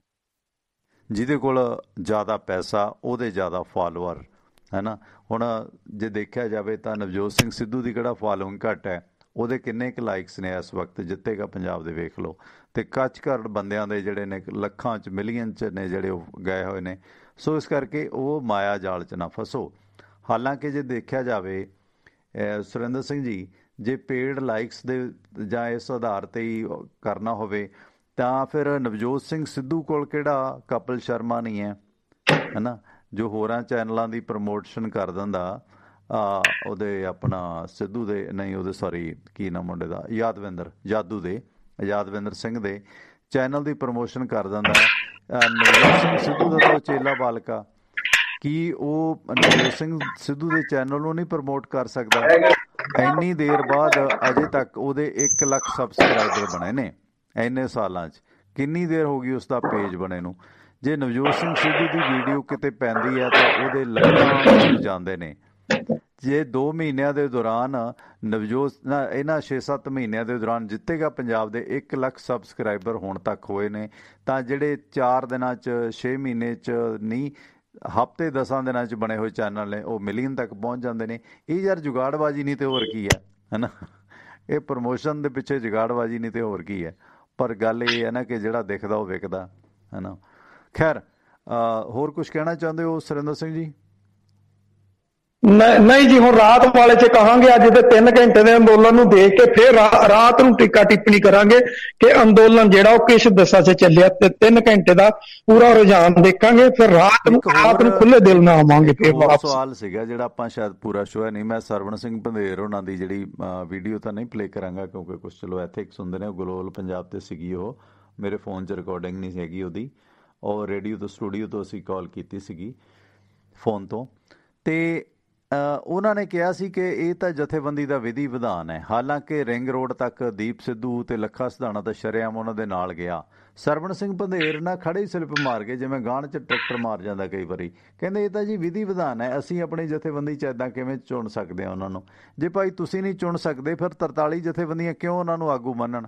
ਨਾਲੇ ਰਵੀ ਸਿੰਘ ਖਾਲਸਾ ਹੋਰਾਂ ਕੋਲ ਐਡੀ ਵੱਡੀ ਜਥੇਬੰਦੀ ਹੈ, ਉਹਨਾਂ ਨੂੰ ਬੰਦਿਆਂ ਦੀ ਵੀ ਲੋੜ ਹੈ, ਯੂਥ ਦੀ ਵੀ ਲੋੜ ਹੈ, ਇਸ ਕੇਡਰ ਦੀ ਵੀ ਲੋੜ ਹੈ। ਰਵੀ ਸਿੰਘ ਖਾਲਸਾ ਇਹਨਾਂ ਨੂੰ, ਲੱਖਾ ਸਿਧਾਣਾ ਨੂੰ ਜਾਂ ਖਾਸ ਕਰਕੇ ਦੀਪ ਸਿੱਧੂ ਨੂੰ ਪੰਜਾਬ ਜਾਂ ਇੰਡੀਆ ਦਾ ਇੰਚਾਰਜ ਕਿਉਂ ਨਹੀਂ ਬਣਾ ਦਿੰਦੇ? 2 ਸਵਾਲ ਨੇ ਕਿ ਪੰਧੇਰ ਦਾ ਮੁਕਰਨਾ ਤੇ ਰਵੀ ਸਿੰਘ ਦਾ ਦੂਜਿਆਂ ਨੂੰ ਕਹਿਣਾ ਕਿ ਤੁਸੀਂ ਨੌਜਵਾਨ ਲੀਡਰ ਚੁਣੋ। ਰਵੀ ਸਿੰਘ ਖਾਲਸਾ ਇਸ એનર્ਜੀ ਨੂੰ ਆਪ ਕਿਉਂ ਨਹੀਂ ਕੈਸ਼ ਕਰ ਲੈਂਦੇ? ਆਪ ਕਿਉਂ ਨਹੀਂ ਇਹਨਾਂ ਨੂੰ ਵੱਡੀ ਜ਼ਿੰਮੇਵਾਰੀ ਵੇਖ ਕੇ? ਲੋਕਾਂ ਨੇ ਤਾਂ MP ਜਦੇ ਬਣਾ ਦੇਣਾ ਜਦੋਂ ਰਵੀ ਸਿੰਘ ਖਾਲਸਾ ਇਹਨਾਂ ਨੂੰ ਪੰਜਾਬ ਦੇ ਪ੍ਰਧਾਨ ਬਣਾ ਦੇਣਗੇ, ਹੈ ਨਾ, ਵੋਟਾਂ ਪਾ ਦੇਣਗੇ ਲੋਕ। ਤੇ ਫਿਰ ਉਹ ਕਿਸਾਨ ਨੇਤਾ ਤੇ ਰਵੀ ਸਿੰਘ ਦੀ ਖਾਲਸਾ ਏਡ ਜ਼ਿਆਦਾ ਵੱਡੀ ਹੈ ਜੀ। ਕੀ ਕਹਿਣਾ ਚਾਹੋਗੇ? ਸਾਹਿਬ, ਸਰਵਣ ਸਿੰਘ ਪੰਧੇਰ ਦਾ ਮੁਕਰਨਾ ਸੁਭਾਵਿਕ ਸੀ। ਪਹਿਲੀ ਗੱਲ ਤਾਂ ਅਨਪੜ੍ਹ ਬੰਦੇ ਨੇ, ਮੈਂ ਸਿੱਧੀ ਕਹਾਂਗਾ। ਠੀਕ ਆ, ਨਾ ਕਹੋ ਕਿਸੇ ਨੂੰ, ਮੇਰੀ ਬੇਨਤੀ ਹੈ ਜੀ। ਮੈਨੂੰ ਕਹਿਣਾ ਬਣਦਾ। ਦੇਖੋ ਅਸੀਂ ਬਹੁਤ ਜਿੱਥੇ ਪ੍ਰੇਜ਼ ਕੀਤੀ ਉੱਥੇ ਕੀਤੀ ਆ, ਜਿਹੜੇ ਚੰਗੇ ਕੰਮ ਕੀਤੇ ਉੱਥੇ ਕੀਤੇ ਨੇ, ਲੇਕਿਨ ਤੁਸੀਂ ਮੂਰਖਤਾਈ ਭਰੇ ਫੈਸਲੇ ਲਾਓਗੇ ਤੇ ਫਿਰ ਟੀਕਾ ਟਿੱਪਣੀ ਹੋਣੀ ਸੁਭਾਵਿਕ ਆ। ਅਸੀਂ ਕਹਾਂਗੇ ਸਾਡਾ ਫਰਜ਼ ਆ, ਅਸੀਂ ਕਹਾਂਗੇ ਸਾਡੇ ਤੇ ਉਹਨਾਂ ਕੋਰਟ ਜਾਣਾ ਜਾ ਸਕਦੇ ਆ, ਮੈਂ ਉਹਨੂੰ ਫੇਸ ਕਰਨ ਲਈ ਤਿਆਰ ਆ। ਟਵਾਣਾ ਸਾਹਿਬ, ਜਿਸ ਇਨਸਾਨ ਨੇ ਸੰਘਰਸ਼ ਦਾ ਸਤਿਆਨਾਸ਼ ਕੀਤਾ ਹੋਵੇ, ਜਿਹਦੀ ਗਰਾਊਂਡ ਤਿਆਰ ਕੀਤੀ ਹੋਵੇ, ਬੇਵਕੂਫੀ ਭਰੇ ਫੈਸਲੇ ਲਏ ਹੋਣ, ਤਾਂ ਉਹਦੇ ਲਈ ਅਜਿਹੀ ਗੱਲ ਕਰਨੀ ਜਿਹੜੀ ਉਹ ਸੁਭਾਵਿਕ ਆ। ਸਿੱਧੀ ਜੀ ਆਪਣੇ ਕੋਲ ਬਹੁਤ ਸਾਫ਼ ਤੇ ਸਪਸ਼ਟ ਆ। ਅਸੀਂ ਉਹ ਕਹਾਂਗੇ ਕਿ ਭਾਈ ਜਿੰਨਾ ਸੰਘਰਸ਼ ਜਿਹੜਾ ਉਹਦਾ ਸਤਿਆਨਾਸ਼ ਕਰਨ 'ਚ ਸਰਵਣ ਪੰਧੇਰ ਦਾ ਕਸੂਰ ਆ, ਕਿਸੇ ਦਾ ਨਹੀਂ। ਸਤਨਾਮ ਸਿੰਘ ਪੰਨੂ ਨੂੰ ਕਿਤੇ ਮੀਡੀਆ 'ਚ ਬਹੁਤਾ ਆਇਆ ਦੇਖਿਆ ਨਹੀਂ, ਬਹੁਤ ਘੱਟ ਆਉਂਦੇ ਆ। ਜੋ ਕੁਛ ਕਰਦਾ ਉਹ ਸਰਵਣ ਸਿੰਘ ਪੰਧੇਰ ਕਰਦਾ, ਜਦੋਂ ਕਿ ਪ੍ਰਧਾਨ ਜਿਹੜਾ ਉਹ ਸਤਨਾਮ ਸਿੰਘ ਪੰਨੂ, ਲੇਕਿਨ ਜਨਰਲ ਸਕੱਤਰ ਸਾਰਾ ਕੁਛ ਕਰਦਾ। ਠੀਕ ਹੈ। ਹੁਣ ਰਹੀ ਗੱਲ ਕਿ ਭਾਈ ਉਹਨਾਂ ਨੂੰ ਤੁਸੀਂ ਲੈ ਨਹੀਂ ਸਕਦੇ ਜਥੇਬੰਦੀ 'ਚ, ਠੀਕ ਹੈ, ਫਿਰ ਉਹਨਾਂ ਦੀ ਸਪੋਰਟ ਕਿਉਂ ਲੈਂਦੇ ਹੋ? ਜਥੇਬੰਦੀ 'ਚ ਲਾਓ, ਦਿਓ ਉਹਨਾਂ ਨੂੰ, ਉਹਨਾਂ ਨੂੰ ਦੇ ਨਹੀਂ ਸਕਦੇ। ਲੇਕਿਨ ਜਿਹੜਾ ਸੰਯੁਕਤ ਮੋਰਚਾ, ਉਹਨਾਂ ਨੂੰ ਕਹਿੰਦੇ ਇਹਨਾਂ ਦੀ ਗੱਲ ਮੰਨੋ। ਉਹ ਕਿਉਂ ਮੰਨਣ? ਜਿਹੜੀ ਗੱਲ ਤੁਸੀਂ ਨਹੀਂ ਮੰਨ ਸਕਦੇ ਉਹ ਉਹਨਾਂ ਤੋਂ ਕਿਉਂ ਮਨਵਾਉਂਦੇ ਹੋ? ਉਹਨਾਂ ਦਾ ਕੀ ਵੇਲਣੇ 'ਚ ਬਾਂਹ ਹੀ ਆ, ਉਹ ਕਿਉਂ ਮੰਨਣ ਉਹਨਾਂ ਦੀ ਗੱਲ? ਠੀਕ ਹੈ, ਜਾਣ ਬੁੱਝ ਕੇ। ਟਵਾਣਾ ਸਾਹਿਬ, ਰਹੀ ਗੱਲ ਤੁਸੀਂ ਦੂਸਰਾ ਸਵਾਲ ਕੀਤਾ ਸੀਗਾ, ਦੋਨੋਂ ਸਵਾਲ ਆਪਸ 'ਚ ਮਿਲਦੇ ਆ ਕਿ ਰਵੀ ਸਿੰਘ ਖਾਲਸਾ ਜਥੇਬੰਦੀ 'ਚ ਕਿਉਂ ਨਹੀਂ ਲੈ ਲੈਂਦੇ? ਉਹ ਤਾਂ ਉਦੋਂ ਵੀ ਵੱਡਾ ਕਰ। ਹਾਂ, ਮੈਂ ਉਹੀ ਗੱਲ। ਟਵਾਣਾ ਸਾਹਿਬ, ਕਿਸੇ ਨੇ ਜਥੇਬੰਦੀ 'ਚ ਨਹੀਂ ਲੈਣਾ, ਕਿਸੇ ਨੇ ਕੁਛ ਨਹੀਂ ਲੈਣਾ। ਭਾਰਤ ਸਰਕਾਰ ਦਾ ਇੱਕੋ ਹੀ ਮਨਸੂਬਾ ਕਿ ਹੁਣ ਤੱਕ ਜਿੰਨੇ ਸੰਘਰਸ਼ ਉੱਠੇ ਸੀ, ਇੱਕ ਹਵਾ ਦੇ ਬੁੱਲੇ ਨਾਲ ਉੜ ਜਾਂਦੇ ਸੀ। ਪਹਿਲਾ ਸੰਘਰਸ਼ ਆ ਜਿਹਨੂੰ ਉਡਾਉਣਾ ਔਖਾ ਹੋ ਚੁੱਕਿਆ। ਉਹਨਾਂ ਨੇ ਹਰ ਹਰਬਾ ਜਰਬਾ ਜਿਹੜਾ 24, 25 ਤੇ 26 3 ਦਿਨ ਜੋ ਕੁਛ ਕੀਤਾ ਗਿਆ, ਉਸ ਤੋਂ ਬਾਅਦ ਜਿੱਦਾਂ ਇਹ ਅੰਦੋਲਨ ਵਧਿਆ, ਜਿਸ ਤਰ੍ਹਾਂ 26 ਨੂੰ ਸਿੱਖਾਂ ਤੇ ਹਿੰਦੂਆਂ ਦੇ ਵਿੱਚ ਮਾਰ ਧਾੜ ਕਰਾਉਣ ਦੀ ਕੋਸ਼ਿਸ਼ ਕੀਤੀ ਗਈ, ਉਸ ਦੇ ਬਾਵਜੂਦ ਵੀ ਅੰਦੋਲਨ ਜਿਹੜਾ ਉਹ ਉਚਾਈ ਵੱਲ ਨੂੰ ਗਿਆ, ਗਿਰਨ ਵੱਲ ਨਹੀਂ ਗਿਆ। ਠੀਕ ਹੈ। ਭਾਰਤ ਸਰਕਾਰ ਪਰੇਸ਼ਾਨ, ਤੇ ਭਾਰਤ ਸਰਕਾਰ ਦੇ ਜਿੱਥੇ ਜਿੱਥੇ ਸੋਰਸ ਹੈਗੇ ਨੇ ਉਹਨਾਂ ਨੂੰ ਪ੍ਰੈਸ਼ਰਾਈਜ਼ ਕਰਕੇ ਇਹ ਸਾਰਾ ਕੁਝ ਕਰ ਰਹੀ ਹੈ। ਜੇ NIA ਨੇ ਨੋਟਿਸ ਦਿੱਤੇ ਸੀ, ਕਿਉਂ ਨਹੀਂ ਉਹ ਸਾਰੇ ਬੰਦੇ ਪਕੜੇ? ਕਿੱਥੇ ਨੇ ਉਹ ਬੰਦੇ? ਟਵਾਣਾ ਸਾਹਿਬ, ਹੁਣ ਵੀ ਇੱਕ ਗੱਲ ਬੜੀ ਸਪਸ਼ਟ ਆ ਕਿ ਜਿਹੜੇ ਵਿਅਕਤੀਆਂ ਦੇ ਇਨਾਮ ਰੱਖੇ ਗਏ ਨੇ, ਜਿਹੜੇ ਵਿਅਕਤੀਆਂ ਦੇ ਲੁੱਕਆਊਟ ਨੋਟਿਸ ਜਾਰੀ ਕੀਤੇ ਗਏ ਨੇ ਕਿਸਾਨ ਜਥੇਬੰਦੀਆਂ ਨੂੰ ਛੱਡ ਕੇ, ਉਹਨਾਂ ਨੂੰ ਅਜੇ ਅਰੈਸਟ ਨਹੀਂ ਕਰਨਾ, ਉਹਨਾਂ ਨੂੰ ਹੀਰੋ ਬਣਾਉਣ ਦੀ ਕੋਸ਼ਿਸ਼ ਕੀਤੀ ਜਾ ਰਹੀ ਆ। ਵੱਡੀ ਗੱਲ ਸੀ ਜੇ ਕੇਂਦਰ ਸਰਕਾਰ ਨੇ ਸਾਰਾ ਕੁਝ ਕਰਨਾ ਸੀ, ਇਹਨਾਂ ਨੂੰ ਪਕੜਨਾ ਸੀ। ਜੋ ਲਾਲ ਕਿਲੇ ਤੇ ਸੀ ਦੀਪ ਸਿੱਧੂ, ਕਿਉਂ ਨਹੀਂ ਪਕੜਿਆ? ਟਰੈਕਟਰ ਤੋਂ ਭੱਜਦਾ ਸੀ, ਕੀ ਉੱਥੇ ਫੋਰਸ ਹੈ ਨਹੀਂ ਸੀ? ਉਹਦਾ ਅਰੈਸਟ ਨਹੀਂ ਸੀ ਕੀਤਾ ਜਾ ਸਕਦਾ? ਕੱਲਾ ਸੀ? ਕੌਣ ਸੀ ਉਹਦੇ ਨਾਲ? ਟਵਾਣਾ ਸਾਹਿਬ ਹੈ ਕਿ ਆਪਣੇ ਬੰਦਿਆਂ ਤੋਂ ਹੀ, ਜਿਵੇਂ ਉਹ ਕਹਿ ਰਿਹਾ ਸੀ ਕਿ ਮੇਰੀ ਵੀਡੀਓ ਬਣਾਉਂਦਾ ਸੀ, ਉਸੇ ਨੇ ਮੈਨੂੰ ਭਜਵਾਇਆ, ਪਿੱਛੋਂ ਦਬਕਾ ਮਾਰਤਾ, ਭੱਜ ਲਓ ਕਿ ਇਸ ਅੰਦੋਲਨ 'ਚ ਜੇ ਦੀਪ ਸਿੱਧੂ ਬੈਠਾ ਰਹਿੰਦਾ ਤੇ ਗੱਲ ਜ਼ਿਆਦਾ ਵਿਗੜ ਸਕਦੀ ਸੀ, ਜਾਂ ਉਹਨੂੰ ਡਰ ਸੀ ਕਿ ਮੇਰੇ ਨੂੰ ਲੋਕ ਜ਼ਿਆਦਾ ਜ਼ਿੰਮੇਵਾਰ ਸਮਝਦੇ ਨੇ, ਕਿਉਂਕਿ ਜੇ ਉਹਦੇ ਸਪੋਰਟਰ ਹੁੰਦੇ ਤਾਂ ਉਹਦੇ ਸਪੋਰਟਰ ਕਹਿਣ ਕਿ ਆਹ ਦੀਪ ਅਸੀਂ ਬੈਠੇ, ਹੁਣ ਲੱਖੇ ਨਾਲ ਸਪੋਰਟਰ ਨੇ ਉਹ ਬੈਠਾ ਹੀ ਹੈ, ਲੱਖੇ ਦੀ ਹਵਾ ਵੱਲ ਕਿਹੜਾ ਝਾਕ ਲਿਆ?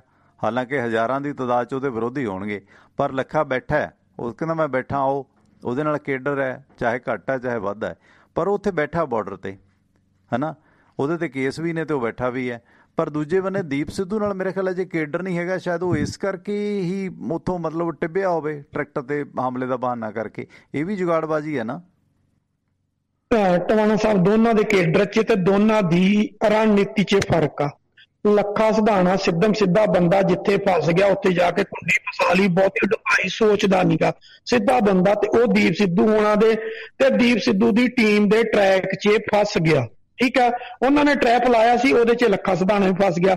ਲੱਖੇ ਸਿਧਾਣੇ ਨੂੰ ਥੋੜਾ ਜਿਹਾ ਇਹ ਸੀ ਕਿ ਕਿਉਂਕਿ ਜਦੋਂ ਆਉਂਦਾ ਸੀ 5-7 ਦਿਨ ਬਾਅਦ ਬੋਲਣ ਆਉਂਦਾ ਸੀ, ਥੋੜੀ ਜਿਹੀ ਤਲਖੀ ਵਾਲੀ ਗੱਲ ਕਰ ਜਾਂਦਾ ਸੀ, ਤੇ ਇੱਥੇ ਆ ਕੇ ਕਿਉਂਕਿ ਉਹ ਰਹਿੰਦਾ ਉਹਨਾਂ 'ਚ ਸੀ, ਉਹਨਾਂ 'ਚ ਰਹਿੰਦਾ ਸੀ, ਉਹਨਾਂ ਵਰਗੀ ਮੱਤ ਹੋ ਜਾਂਦੀ ਸੀ, ਆ ਕੇ ਤਲਖੀ ਭਰੀਆਂ ਗੱਲਾਂ ਕਰਦਾ ਸੀ।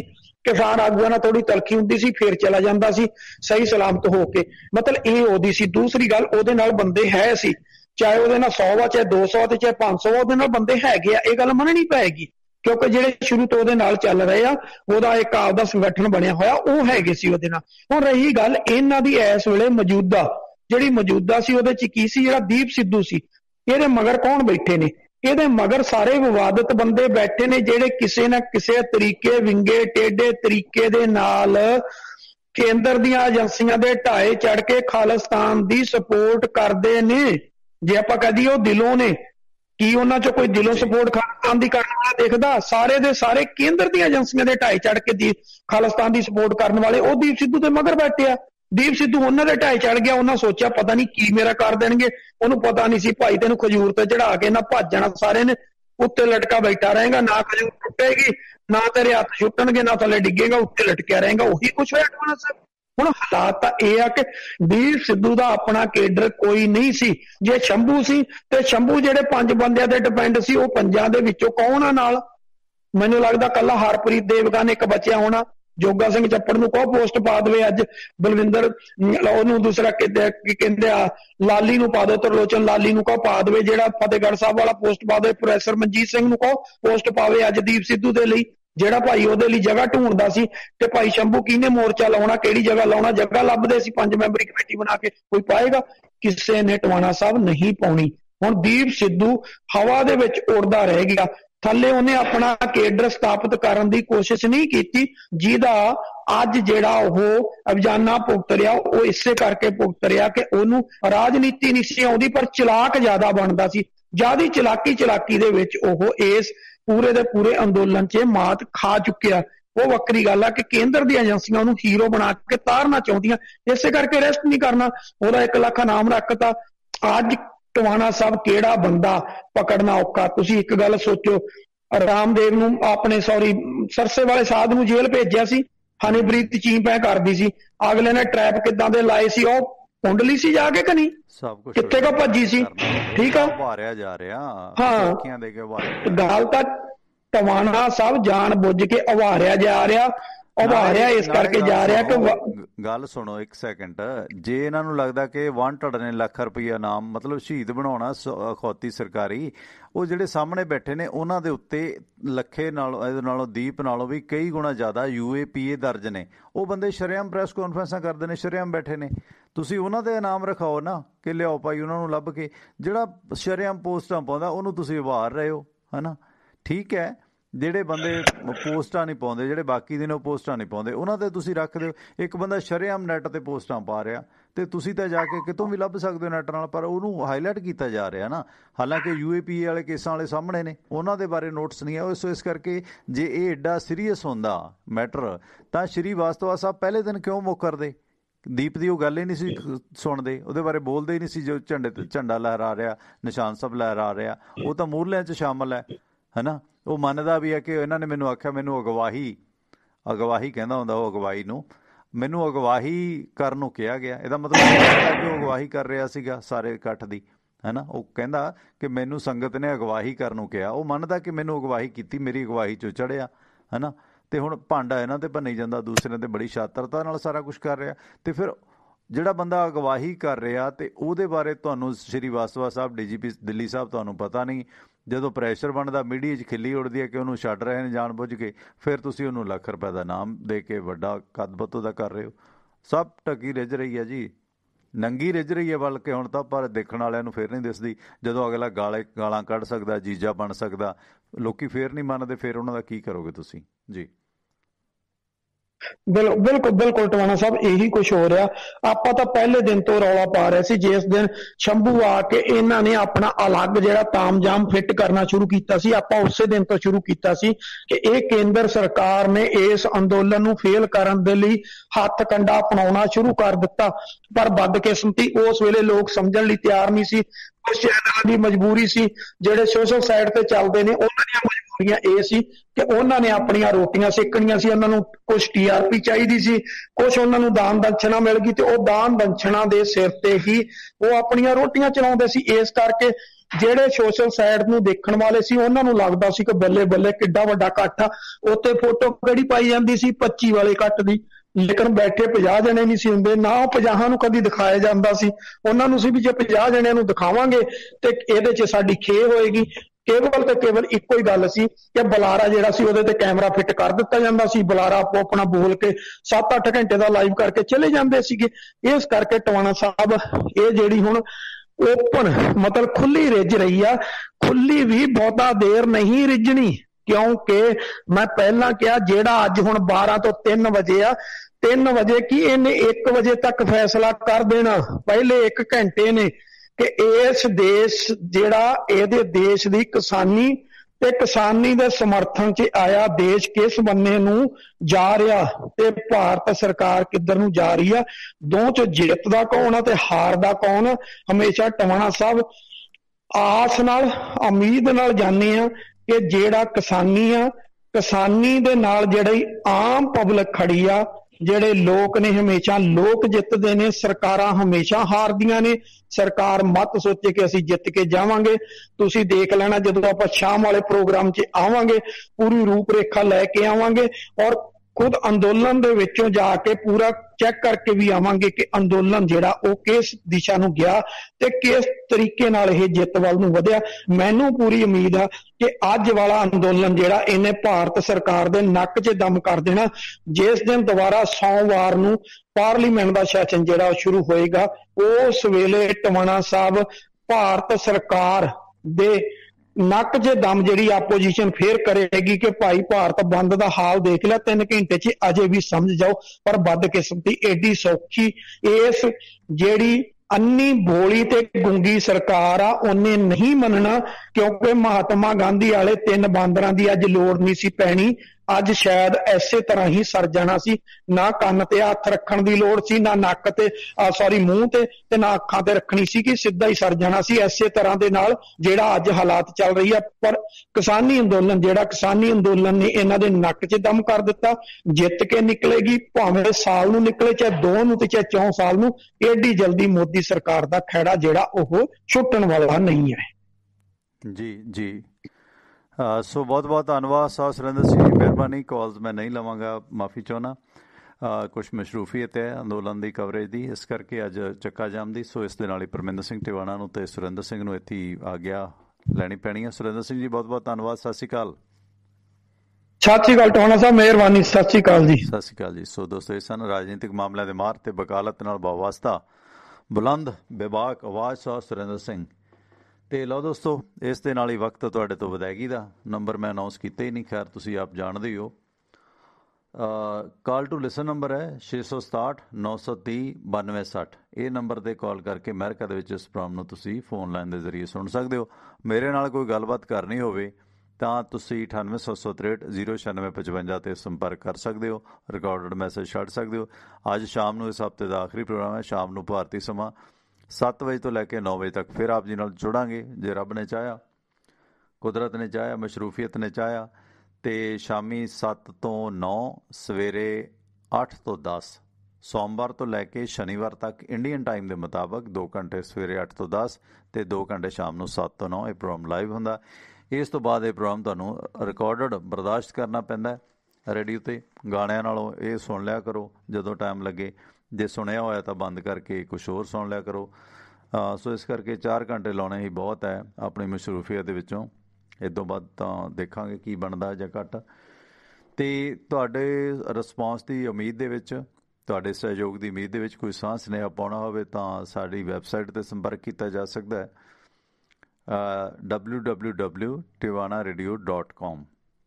ਉੱਥੇ ਤੁਹਾਨੂੰ ਸਾਡੀਆਂ ਐਪਸ ਮਿਲਣਗੀਆਂ, ਆਈਫੋਨ ਐਂਡਰਾਇਡ ਐਪਸ ਨੇ, ਫ਼ੋਨ ਨੰਬਰ ਹੈ, ਈਮੇਲ ਐਡਰੈਸ ਨੇ, ਸੰਪਰਕ ਨੰਬਰ ਨੇ, ਉੱਥੇ ਤੁਸੀਂ ਸੰਪਰਕ ਕਰ ਸਕਦੇ ਹੋ। ਉੱਥੇ ਪ੍ਰੋਗਰਾਮ ਵੀ ਸੁਣਿਆ ਜਾ ਸਕਦਾ ਹੈ। ਸੋ ਇਸ ਦੇ ਨਾਲ ਹੀ ਦਿਓ ਆ ਗਿਆ। ਧੰਨਵਾਦ। ਸਤਿ ਸ਼੍ਰੀ ਅਕਾਲ। ਬਹੁਤ ਸਤਿ ਸ਼੍ਰੀ ਅਕਾਲ। ਬਹੁਤ ਸਤਿ ਸ਼੍ਰੀ ਅਕਾਲ।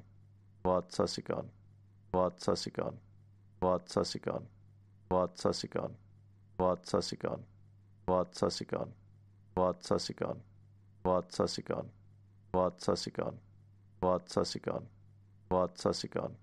ਬਹੁਤ ਸਤਿ ਸ਼੍ਰੀ ਅਕਾਲ। ਬਹੁਤ ਸਤਿ ਸ਼੍ਰੀ ਅਕਾਲ। ਬਹੁਤ ਸਤਿ ਸ਼੍ਰੀ ਅਕਾਲ।